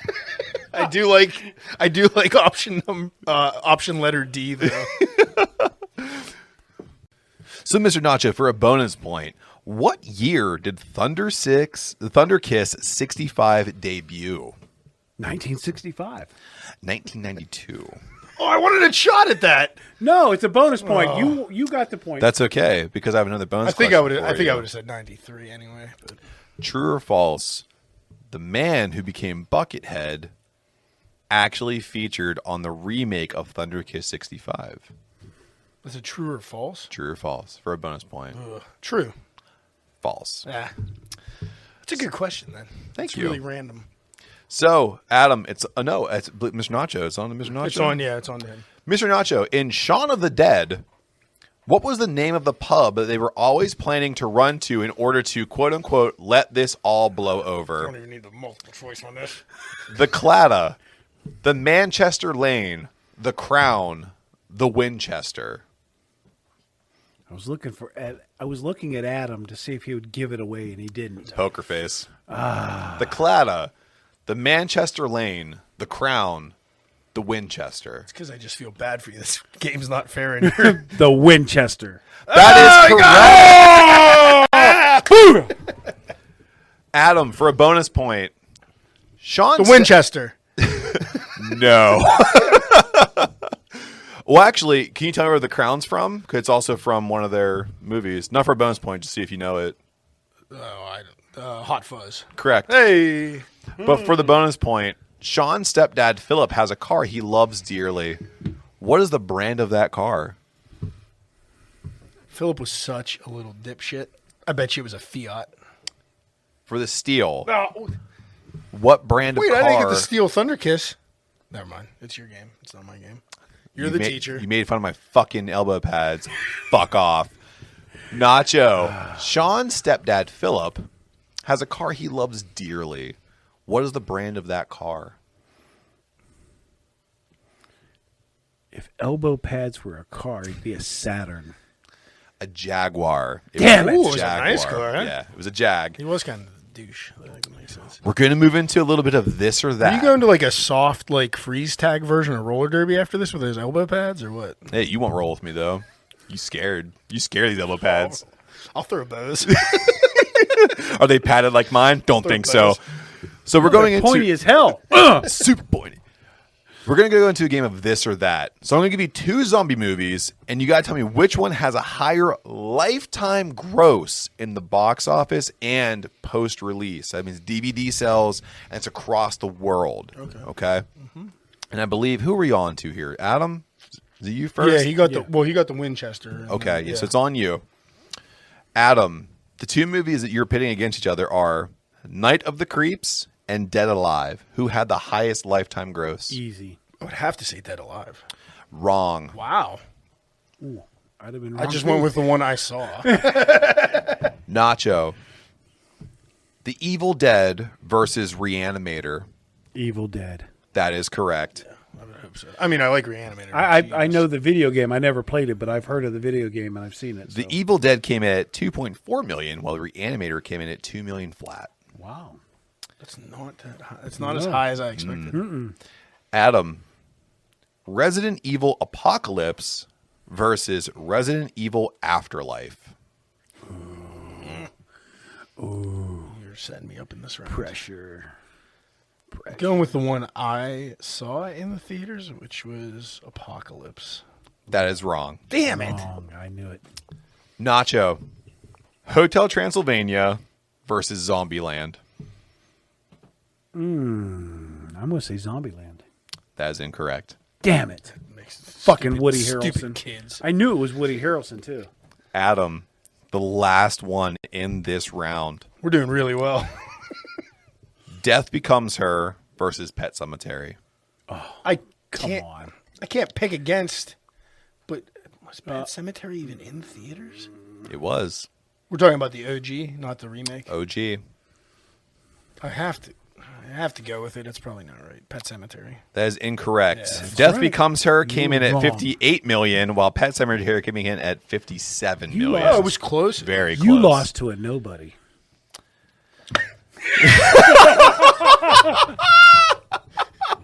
I fucking love it. Almost a beer out the nose moment there. So, update on the scores right now. Bobby Nacho is winning Kicking your ass. 4-3. Yeah, 4-3. I don't know how that's possible. This final question I don't either. is worth 3 points. Oh. This is up for all the marbles. So, last Get my question. marbles. Closest without going over wins. World War Z is the highest lifetime grossing zombie movie of all time. This hellaciously fast-paced zombie flick eats the brains right out of the skulls of Warm Bodies, Resident Evil, Dawn of the Dead, and Creepshow. How many bones did this cinematic graveyard stack up? And I believe since Mr. Nacho's in the lead, I will give him first choice. Can I defer? You cannot. Let me say this. Don't stick in the thousands. It is in the millions. Obviously it's in. And you know, I have to say, I thought I never saw a zombie movie, but I did see World War Z. Okay. Yeah, you and many others. Yeah. Old Brad Pitt got a lot of people in the seats. He certainly did. I'm going to throw out the number 7 because I randomly said 7 before, so we'll say 7 million. 7 million? Okay. Adam? Really low. Is this Price is Right rules? Price is Right Yeah, you rules. gotta Oh, yeah. so I could just say 8 and be a real. You can be a real douchebag about it, but Yeah. you could actually But be take a man and I'll come take up a. with I'll take a really, really, really safe risk and say 50. 50 million? Yep. It's probably like Because I'm 15. pretty. and I think it was over 100. it's probably like 15. I think it was like 120. To be I don't think it was that high. I think it was. World War Z brought home a lifetime gross of $202,000,000. Shit. $359,711. I could have went with my 120 guess. That'd have been okay. Adam, I didn't want to overshoot by like a 1,000. your final answer You win. takes out Bobby Nacho by 1 point. That's You right. win. By 1 point for somebody who didn't know shit about zombies. I might have took out Bobby Nacho, but I didn't shoot him in the head, so he's coming back as a zombie. Double tap. Those are the rules. Double tap. And now you owe me a beer. Yes. Okay, that's a deal. You know what I like more than Christmas time? Cookies. Crime in Florida. You know who else likes that shit? That's close. Dennis from First Sip Brew Box. So again, I pit you against all your friends. So it was you and Dennis going head to head for Florida Man, real news or fake news. Do you remember that? I do. I think I did better against him than Nacho. Let's see if I swept him. Let's see. So, Dennis, we are here to be serious, of course, to bring you in and talk about the things you're doing. We're also here to have some fun. Oh, I Okay. like it. So we took a hard swerve. We brought back something that we haven't played in a while. Skirt. It's called Florida Man or Fake News. Okay. Oh, and I'm liking this already. It's going to be you versus Adam. So what's going to happen here is I'm going to read off a headline. Now, I took one creative writing class back in my undergrad, so I have skills. So you have to discern whether or not this is a real Florida Man headline or if Big Papa Anderson over here broke out the old creative writing skills and made one up. It's going to be tough, man. Yes. Because almost anything's possible in Florida. Exactly. You could tell me an alligator ate a unicorn. I'd be like, well, a unicorn should have been by the water. They do blame the victims down there a lot. So, are you ready to play Florida Man or Fake News? Let's get in there. Okay. Reach back into the toolbox. The boys bring you some of the funniest headlines from Florida. So coming in at number 1 here, Florida man is accused of trying to steal horses by riding them home. True or false? So he's just barebacking. There's no saddle. Or is he carrying a saddle with him? Florida man is accused of trying to steal the horses, and his idea of stealing the horses is to go full Wild West Ooh. to ride them away. That's like sacks on backs. Exactly. So, I mean, you got to think about it any kind of way. It's down in Florida, lots of farming down there, lots of ranches, lots of ranchers. True. He's trying to make sure he has his own stable. Who's going first? I hope he's Like, crossing state lines with him too. A little federal offense. Damn. There's a lot. There's Yo, lots my of, man's Billy worried the about Kid. prosecution over there. Billy what I'm saying. Billy the Kid here. I think Billy the Kid's a Florida man. I think this is. He might just be. So I think it's real. I'm gonna play home field advantage and let Adam go first. Good. Okay. I just did. Well, sorry about that, Dennis. Mostly because he just slid in there. I think that's a Florida man. I think that's. You're gonna go true. Yeah. Dennis. Well, I guess I can't go after him because there's only 2 answers to this. There are 2 answers, but you can agree with him. And then we'll stay tied. You can stay tied, or you guys could both be losers. Here's the thing. Sacks on backs, baby. I'm saying true. And you're both right. Down in Lake County, Florida, several stalls were open with a rancher seeing the defendant operating one of his company vehicles to corral the loose horses. Now, he uses the truck to push all of the horses in the open gates towards an exit out of the main farm, the white picket fence for the farm, pushes them towards the exit, and then he parks the truck to where he kind of chokes it off to a point, and he takes his time riding one horse a mile away from the ranch into a wooded area where he's created his own fenced-in area to then run back. But the farmer saw this happening. The farmer saw it from a distance, so he wasn't home. He was only seeing the CCTV remotely. I was gonna say we're in Florida. Get that shotgun, buddy. You would get it think, on. right? Yeah, get the shotgun, but also, can we get some 4K? He wouldn't know what was happening. Absolutely. So you got to give this Florida man a little bit of credit. He really thought this one out. I mean, he was able to corral horses, bareback them into his own farm. But the thing is here, deputies still can't get out of this guy what he planned on doing with the horses. He was going to make horse sandwiches out of them. Possibly. We still don't know to this day. Some people say those horses are still running free in the forest. One might turn into a unicorn and get eaten by an alligator. Should have I'm been just close to the saying, water. Florida, anything's possible. All my answers are going to be true tonight. That's a good tactic. I've just heard too much crazy shit from Florida, man. Let me just tell you that I do a lot of work on making the games here in the Jojitorium.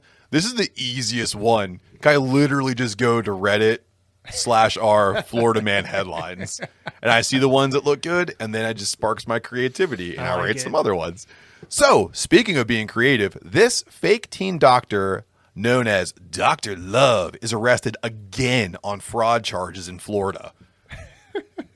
I know Dr. Love got arrested once, so I'm gonna say it's true, and he got arrested again. Okay. Because he was wasn't he being a gynecologist as well?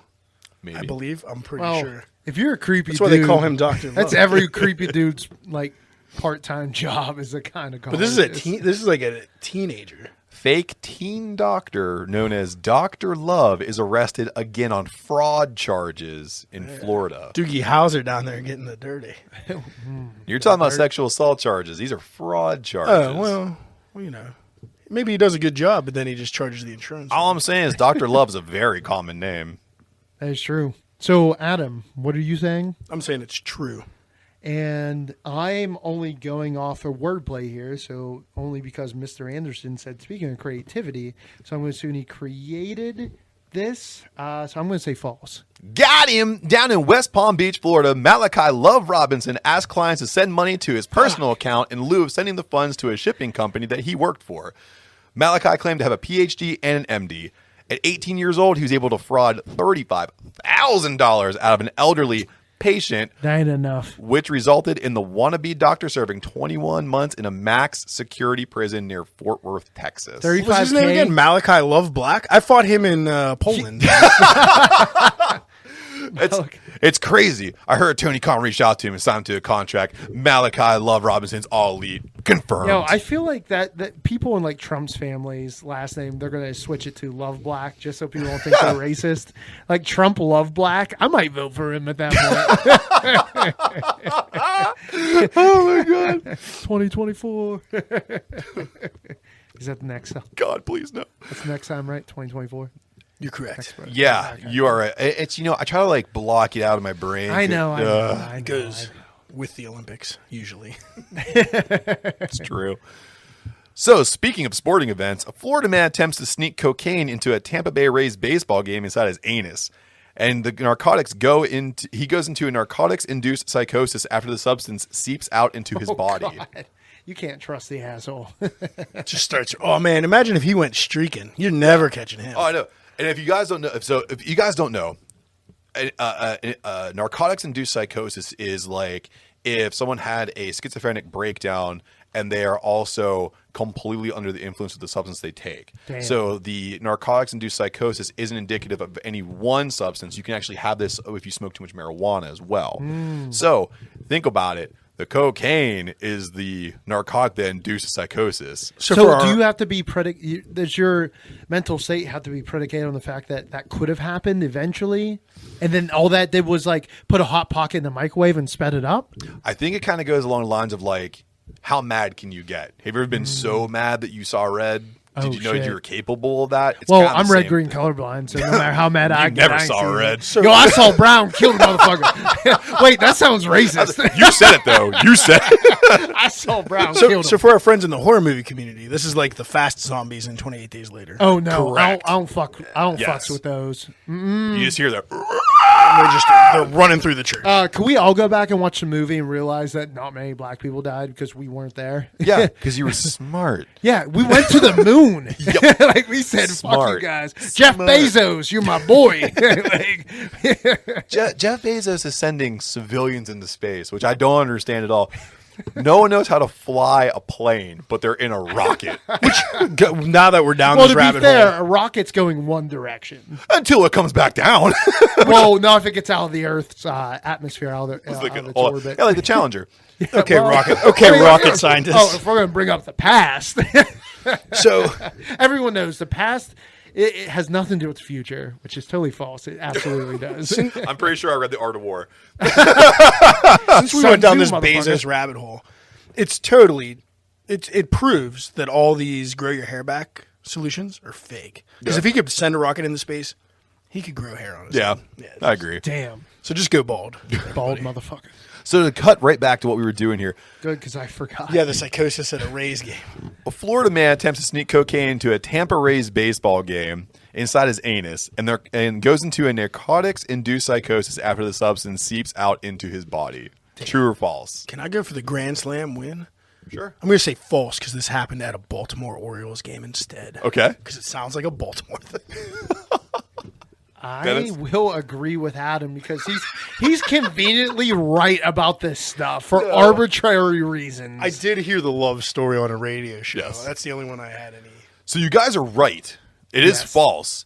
But And for kind of the right answer, it was a Tampa Bay Lightning game. Oh, damn it. Ah, gotcha. Guy tried to show up with his kids to watch a hockey game, and it turned into a brawl. Totally sounds like a Baltimore thing. Oh, Yes. Here's the thing. If you can trust anything, Adam is always right about what happens in the anus. Yes. Yes. Expert. I can't even. Can't deny it. So the way the story went here is he went to the hockey game, and he decided that if he snuck it into his anus, he could go in between the first, second period, pull it back out, and take some bumps in the bathroom before he came back out, because taking care of your kids must not be that fun, right? Dad, you got some shit on your nose. Or his kids are so bad he needs needs the extra cocaine. jolt.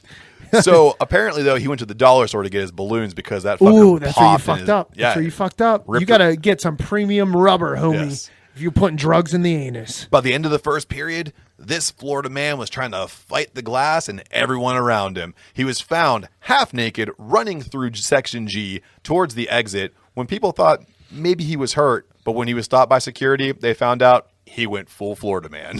Oh, man. Never go Wait, full who's Florida watching man. the kids? God's watching the CYS. kids. Yo, Jesus, take the wheel. Gee. Any idea how old the kids were? Not to make this even more of a real story, but Dude, I think I read they're definitely under 13. Old enough to Ooh. be scarred by this. Yeah, definitely have to go to therapy for this. but that's if there's for a sure. group of them, they'll take. You know, I've met a lot of street kids. Like they'll fuck you up. Yep. You know. Yeah. So if that's their dad, this ain't the first time. You know. No. You know. I saw my daddy do this on our visiting weekend. Oh, there was one weekend their alligator ate a unicorn, so that's how that happened. And again, too close to the water. Know where you need to be, That's unicorn. it, man. Not blaming the victim, but also know your surroundings. Situational awareness. Shouldn't you be motherfuckers. in movies with Tom Cruise and not? Or at least could these Florida men just get one black friend? None of this would ever happen. They have black friends, Oh no. and they try to talk sense into the Florida men, but it never works. Because to be Never. fair, we're going to give up and we're leaving. Yeah. We're not taking a risk encounter with the police. No, absolutely. Yeah. Oh, cocaine up your ass. See you later, Tom. Like, I'm not hanging out with you. I knew it was weird having a friend named Tom because, you know, he's an uncle. I wasn't even going to go there. It's all right. I'm here. I'll do it for you guys. So, speaking of doing it for the guys, a naked Florida woman drove a golf cart through an armed standoff with deputies. Now, remember, you're down one. I am. You are down one. So, again, a naked Florida woman drove a golf cart through an armed standoff with deputies. I feel like this is a trick question because it's only like Florida men. So it's a Florida woman. This Florida woman did this. I think it's true. I know. Women are so powerful. I think it's true. True? True. What are you going with? I'm scared. Because women are capable of Anything. And since it's a Florida woman, she TikToked it. Oh, for sure. Because if I die in the next 20 years, my wife killed me. And I'm not saying I didn't deserve it. I'm just saying she did it. We got to go talk to her, right? And she'll say she knows nothing. So I want to say false because I feel like I can get this point just based on semantics. She did it. Of what this game title is even called. She did it It's with Florida the golf man. cart on the beach. So a Florida woman can't go Florida man. Okay. Well, without the proper medical procedures in place, which fucking says true. I'll need to see evidence. Yeah. So I'll say false based on technicality. And Adam takes the point because it's true. When officers responded to a shots fired call for an 18-year-old male suspect, a quote-unquote heavily intoxicated woman drove her golf cart past several marked police vehicles. What's more is the female cart operator was completely naked and fought several officers who firstly tried to stop her from entering a dangerous crime scene and secondly tried to apprehend her for tampering with the crime scene when she repeatedly refused to follow police officer orders. This is wrong. But do I we have have- one question. Do we have an age on this young lady? No, I don't. I have one question. Yes. When you say heavily intoxicated, is that predicated on the fact that she's intoxicated by a large amount of intoxications? I don't know if that's a word. Intoxicants. Or intoxicants. Or is it heavily intoxicated because she's a large woman?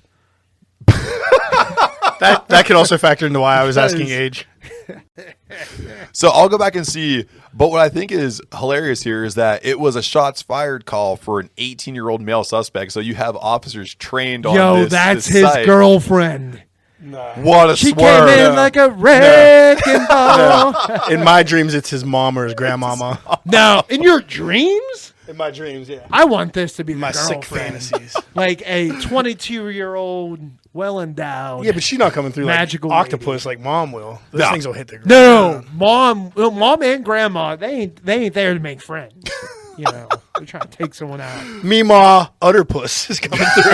Oh my god. Yo, I knew this show went off the rails, but I was unprepared for this. Oh, Florida man. And This I is what we like it. when we do Florida Man or fake news, it gets wild. Plus, we were real serious in the first half. I don't think there was enough funny, so now I'm just saying outrageous Hey, shit. man. So, last one here, Dennis. And what I'm going to do is I'm going to make Make it it triple points. make it double points so you can at least tie. No, triple. You want No, triple? I tried I real want hard. triple points. Chance for the win? I mean, here's the thing. Unless Adam's afraid, then don't do oh triple. well. Don't make me mad or the balloon in my ass might pop. Just kidding. It's been popped for 35 minutes. So He's I'll- about to fight everyone. I'll give you filled with this PBR. one. I'll give you this one. If you get it right, Dennis, I'll give you the win. Okay, you'll completely take over Adam. Well, to be fair, giggity. So it's a case of sudden death overtime? Sudden death overtime. Like in that lightning game? Yep. Lightning game. Who did my wife talk to you? No, about that's where the man's pulling my wife Lots of talked to golden you about what we did last night. She called it the lightning game. the as lightning well. round. So listen carefully to this one. Okay. Florida child, 14 years old, is now on probation after attempting to sell uncle crack cocaine that was later found to be limestone. Wait, how can you get charged for selling a drug that's not You a drug? can't sell something and call it a drug. It's still considered trafficking. Jesus.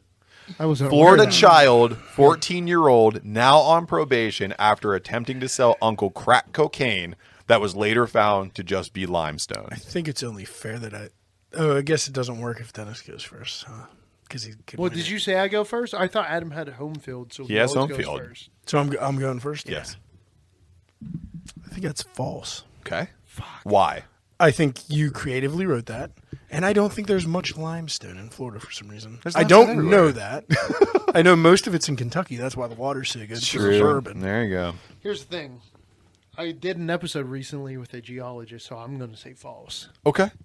So you guys are both going with false. So you're just going for the loss, Dennis. yeah. So Well, I can't wait. Oh no, because if we both pick the same thing, I You lose no lose. matter what. Fuck. Man, All right, he's I not gotta a- go true. You're not a very good strategist. science. I want to play Monopoly with you. No, because I'll poop on the board. no matter what, Dennis, you would have lost this one because it is a false story. Fuck! I knew it because I did do a recent episode with a geologist. I didn't believe that. Plus, I just believe in your creative writing. That's a very good That's what I'm saying. I But- feel supported here. So many things are believable when it comes to Florida. Nice ink, Adam. one. Yeah, I got your name on my ass. I was talking about your forearm, though. Oh, yeah. Well, I've been taking care of it. Yeah, it looks great, man. What are you using? I'm using Lucky 13's tattoo cleanser and healing ointment. This ointment is incredibly fresh and invigorating. It effectively removes all surface oils and dirt while not dehydrating your new tattoo. Dude, I actually got some of Lucky 13's tattoo balm. It's all natural, not oily, and applies easily. The balm improved my color and definition, and the vibrance on this ink makes it look like it's brand new. Oh, yeah, man. I found their products after taking their online quiz and it pointed me in the right direction. Hey, guess what? And right now, if you use our promo code MATA193529, you can save 25% on your entire order from their site. From the first line of your tattoo to the first year of your tattoo and beyond, Lucky 13 has you covered to keep that ink looking fresh. Adam, quit eating. Adam, What? It's my birthday. first off, happy birthday. Seriously. You forgot. You just got me these bells. Now, I love playing with them. Well, put them down. Put them down. Put them down. I have to ask you a question. How many sugar cookies did you eat? As many as I could find. Yeah. My wife's real pissed. But how many Reese's peanut butter cups did you eat during Halloween? As many? Oh, all of them. Yeah. All of them. The kids got none. And then you just went to Sugar Coma and wished for sprees, right? Never. Nope. I think you did. Let's go to the clip. Speaking of being nice, Adam, do you remember when you were trick-or-treating when you were a little kid? Like the sacks of candy you'd bring home? Pillowcases.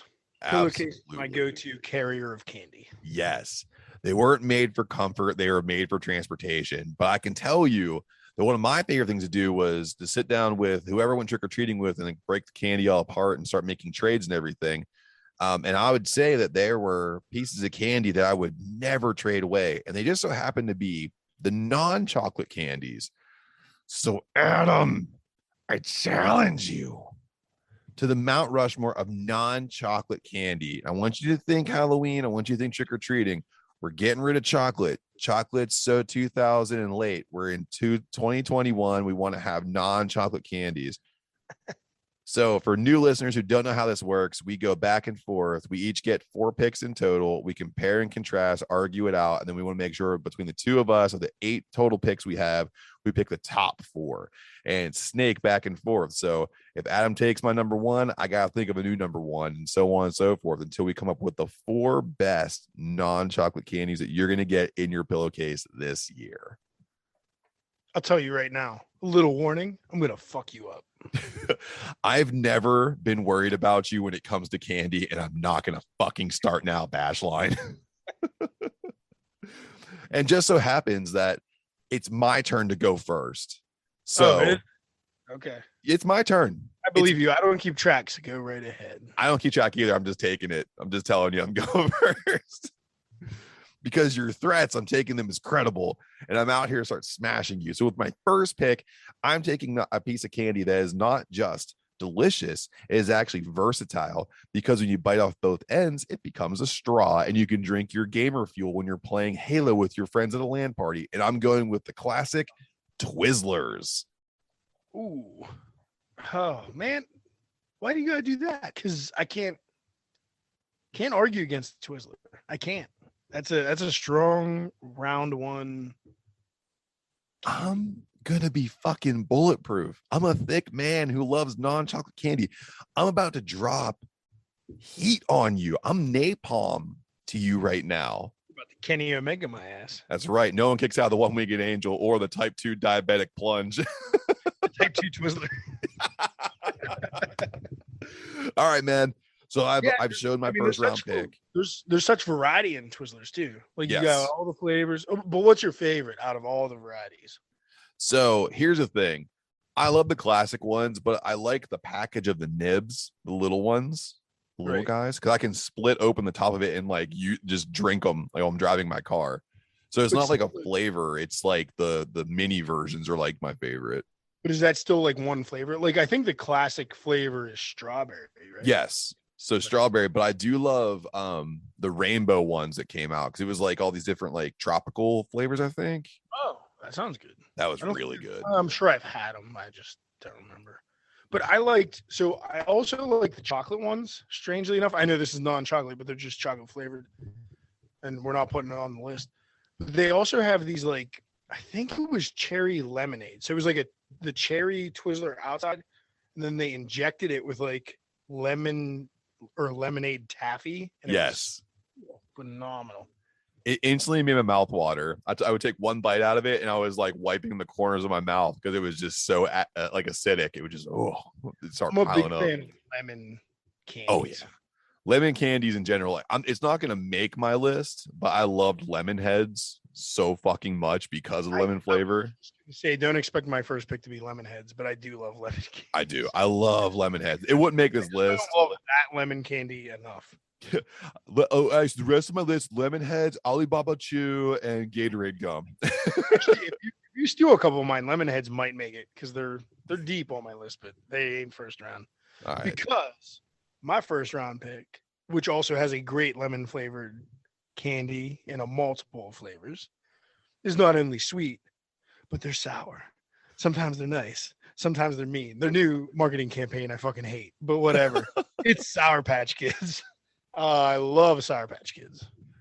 I'm a big fan of gummy. I'm a big fan of fruity, and I like it to abuse my palate, and Sour Patch Kids do all of that.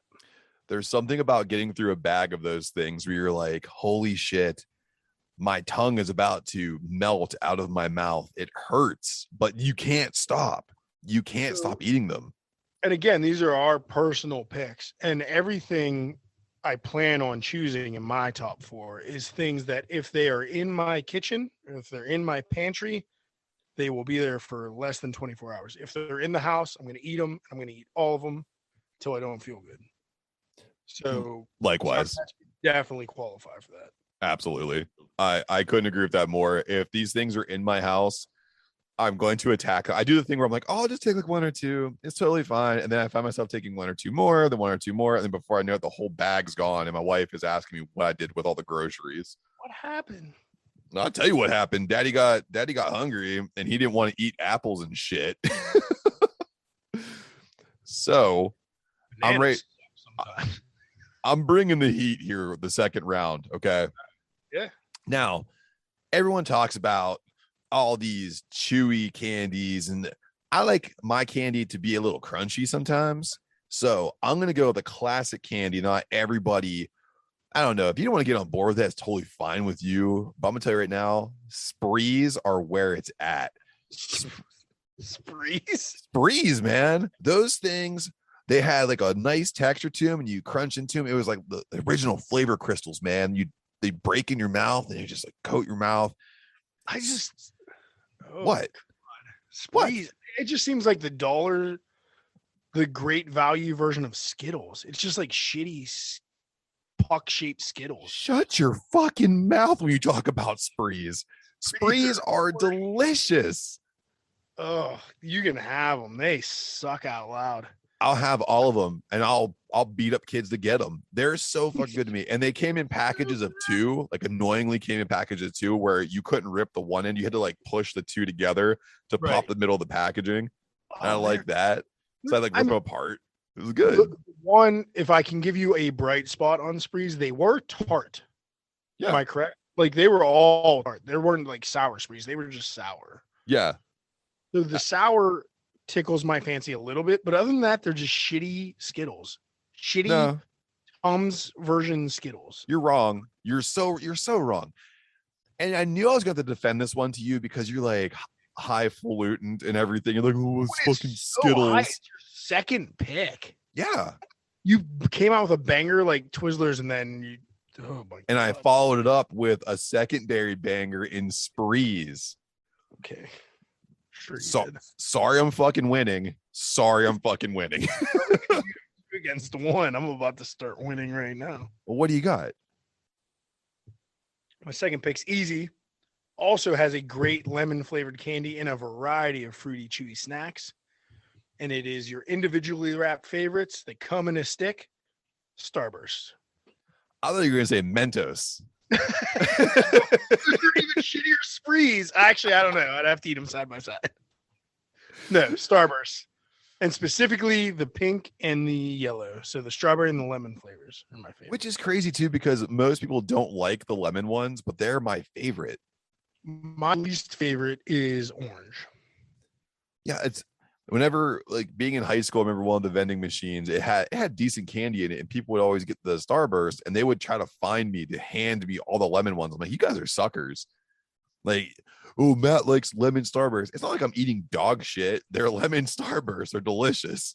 Well, and the fun part for this being like Halloween specific candy too is the snack pack of Starburst. You only got 2 squares. So it was like, oh man, am I going to get double pink, double yellow? Am I going to get 2 oranges and like just want to freaking quit Halloween? Like it was a gamble. It was a fun game. Nowadays, I just go into the freaking get-go or the sheets and I get the mini ones. You don't even have to unwrap them. You just shovel them in. But again, Starburst are in the house. Boom. And a little peek behind the curtain.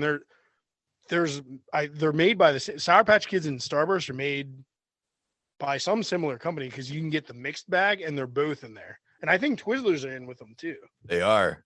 And it's just a wonderful time of year. Just great candy, man. Test my blood sugar. What's the ripoff brand though? Like the great value brands like Mamba or something like that? There's Mamba and there's like one called High Chew, and they're both way too hard. Like they're not as chewy. They're not as soft as Starburst. I feel like I could use like a king size High Chew as a nightstick. I could beat the shit out of somebody. Both of those flavors included grape in their pack, and I'm like, ew, just screwing up. Who wants fucking grape candy? Sounds miserable. I mean, it's probably a good one out there. I just don't know of it. So My third round pick here, because I gotta keep the pace here. You're picking all these mainstream candies because that's what you are. You're Adam mainstream bash line. That's what you're picking. I just didn't know I didn't know sprees were so hipster. I'm sorry. Well, buckle up, motherfucker, because Mike and Ike's is coming up third, baby. I love Mike and Ike's. They are the original pills that I put in my mouth before I started taking my antidepressants. I love Mike and Ike's to death. Mike and Ike's are horseshit. What? You know what? I can't say too much bad because I do prefer them over sprees by far. So at least there are two shittier versions of Mike and Ike's, which are the Good and Plenties and the Hot Tamales. Both suck. Oh yeah. Actually, Hot Tamales I can get behind if I'm in the mood, but Good and Plenties suck. But I think Mike and Ike's are better than sprees. I don't think they belong on a top 8 or top 4 or top 10 of anything, but they're better than sprees. So you're telling me I should just put Mike and Ike's ahead of sprees and just kind of reverse my picks here? I mean, neither of them are making. I'm gonna veto either of those horseshit picks. You're gonna have a hard time talking me out of it. I mean, I got fucking Starburst, bro. Yeah. What are you gonna pick next? Oh, hey man, I know I can't pick Reese cups because it has chocolate in it. What else can I pick from that mainstream fucking bullshit? This is Halloween. When you went trick or treating, what were you? Were you trick or treating in Mount Lebanon in a gated community? Come on, man. I was trick or treating in my piece of shit coal mining town, and people were throwing Necco wafers at me. Like, here's this and a penny. So I grew up. Well, the early years I trick or treated in Crafton, but my last 4 or 5 years, I trick or treated in Cannonsburg. But they had a separate trick or treat day most years from Peters Township. So I did trick or treat in Peters Township. I knew it. With a pillowcase, and so I got some fancy candy. I'm not gonna lie. So I want I made it, but So I'm telling you right now, there's no doubt in my fucking brain that when you went trick-or-treating in Cannonsburg, you came home with bags of sprees, bags of Mike and Ike's. You had the lemon heads. A lot of milk duds. Oh yeah. I mean, I know that's a chocolate candy, but a lot of milk duds in Cannonsburg. A lot of milk duds. Oh yeah. All right then. So if you think you've Mr. Affluence, I want to make sure that I humble myself to you for your third pick. What do you bring to the table? I'm jumping off my lemon bandwagon for a different fruity gummy candy because I obviously have a lane. I obviously have a type. Yeah. And I'm going across the pond. I'm going way across the pond. I'm going to Sweden, baby. And I'm getting them Swedish fish. You took my 4th round pick. Oh, you definitely should have put that in the second spot. Above sprees? That's a good fucking guess. No. I'll take a handful of sprees first before I take a handful of Swedish fish. Your taste is trash. I don't even mean I no insult, no offense taken. You're trash. You know what? All offense taken. You're trash. Thanks, Ricky Bobby. I appreciate you saying no disrespect before you say what you say. But that's still disrespectful. Point of personal preference, you're trash. Point of personal preference, you can't use affluent candy against poor people candy. I have poor people candy. Thank you very much. You still know what affluent candy tastes like. You've had it before in your life at some point. Well, yeah, because affluent candy is still only like $2. They just call them Swedish fish. They're not really imported, dude. Like, they're not that expensive. You just told me you went across the pond for them. Way across the pond for them. Are you lying now? Well, yeah, I went across the street for them. I got them across the street.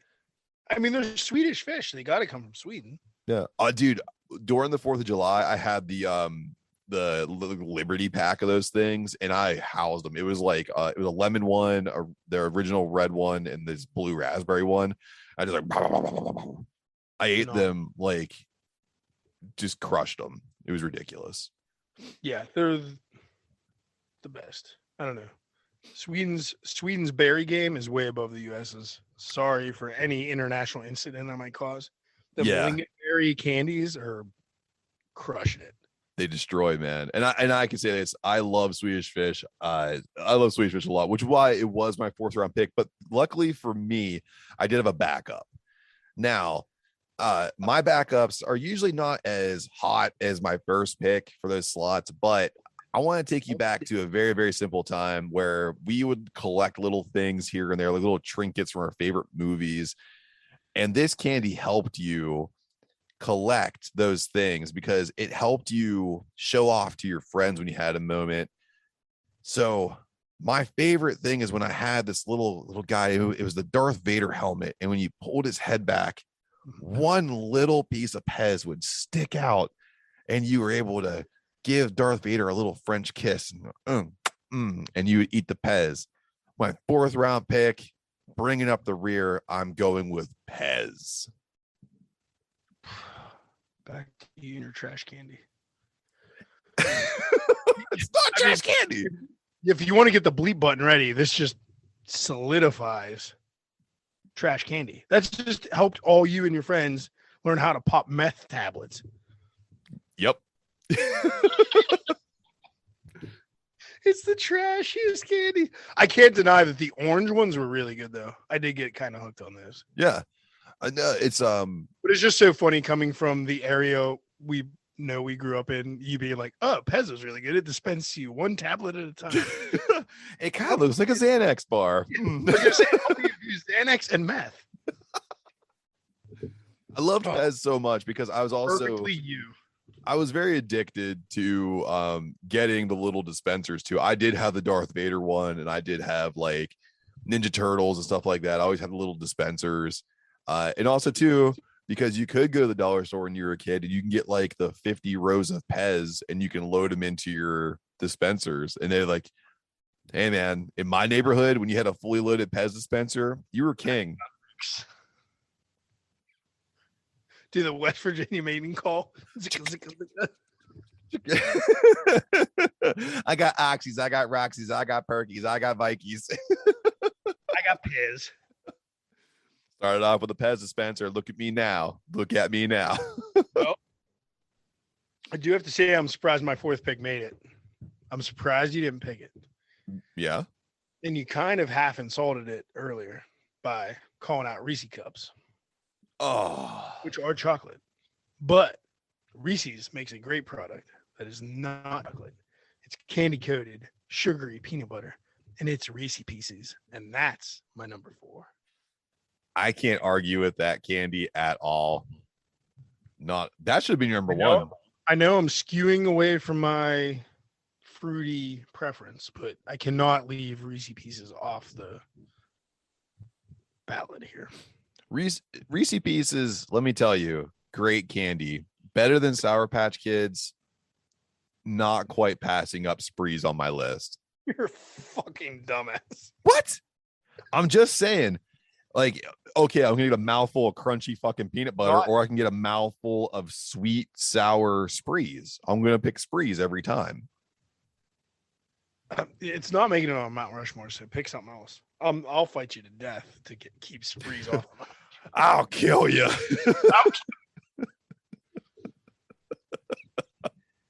I'll call you a dumb redneck at a dinner. Well, Corn Cob TV executive Adam Bashline, before you call me a dumb hick and denounce all of my candies, we do have to debate these out and pick the top 4 out of these 8 rounds. So, because I know you're never going to let it go, I'm going to give you the uncontested number 1 spot because you did steal Sweetest Fish from me, and I love Sour Patch Kids. Sour Patch Kids would have made my list, but you did take it first. I didn't expect that from you. I actually kind of thought you would put Swedish Fish first because my brain was thinking about that too. But I'm going to give you the uncontested 1st-round pick. And you can pick one of mine too. Sprees is on the board. You can pick Sprees and put them in. I mean, I know they're available. They suck. In all honesty, Swedish Fish as a child was my favorite. But I grew into Sour Patch Kids as a teenager and never left them. So I'm throwing Sour Patch Kids. Okay. On to the top. Not a bad first choice there. They were also the featured candy, spoiler alert, on Bob's Burgers this Halloween episode. Oh, yeah. They called them something else, but they were basically Sour Patch Kids. So I haven't just watched that one yet. Just proves they're the best. It's a really good Halloween episode. I'll have to check that out when I get a moment. So I get the next one, and I want to make an argument for. There's one on your list I'll let you have, and that is it. Mike and Ike's. So I want to say Mike and Ike's deserves the number 2 slot because not over something else on your list. Sprees. No. This ain't happening. You got one good choice. I think you got one that would fit into my 4.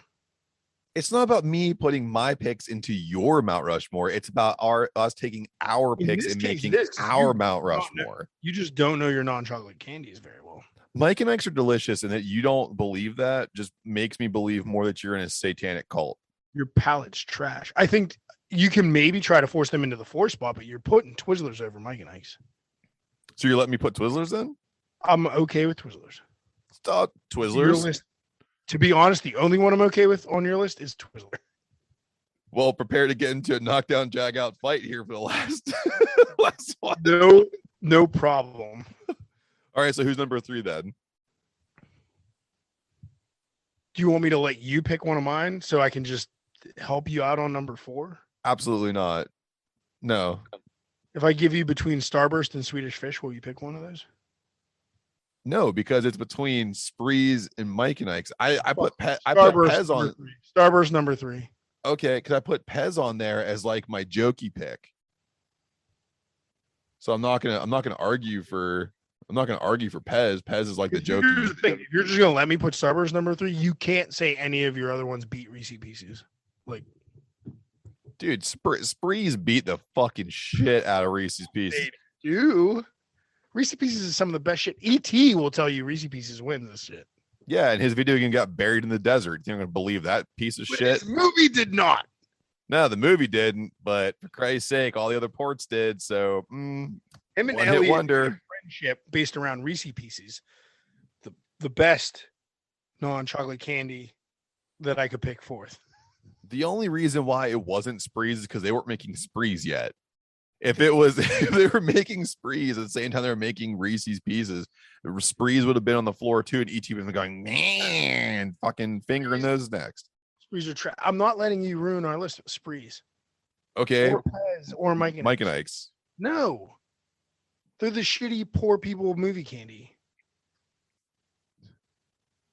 Wow. You're really showing your colors, man.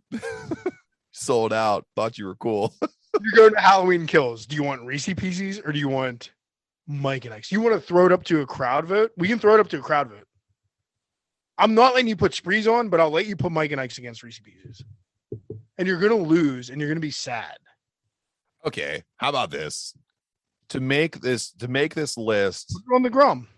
I will. I'm going to put it on the Grum and I'm going to put it on Twitter. I'll put them head to head. I'm so offended by how shitty your candy picks are. Well, Adam, those are the best clips from our first year doing the podcast. It was a great time. It really was. I think we're going to get even better next year, though. I hope so. So, from where we are here in the Jojitorium, for Adam's birthday and the day after Christmas, hopefully you guys had a great holiday season. And if you want to find out what's going with Adam, just follow him at @bash_brew on all social media. That's Facebook and Instagram. And also follow him on Untapped. We'll find out what's going on with the boys. We're at DWTB on all social media. It's Facebook, Instagram, and Twitter. Our listener polls drop on Tuesdays, new episodes on Sundays. And don't forget to send in your questions, comments, and whatevs to decayingwtb@gmail.com. So again, from the Jojitorium, where we're celebrating the holiday season to where you are enjoying this episode. Until next time, cheers. See you in the new year.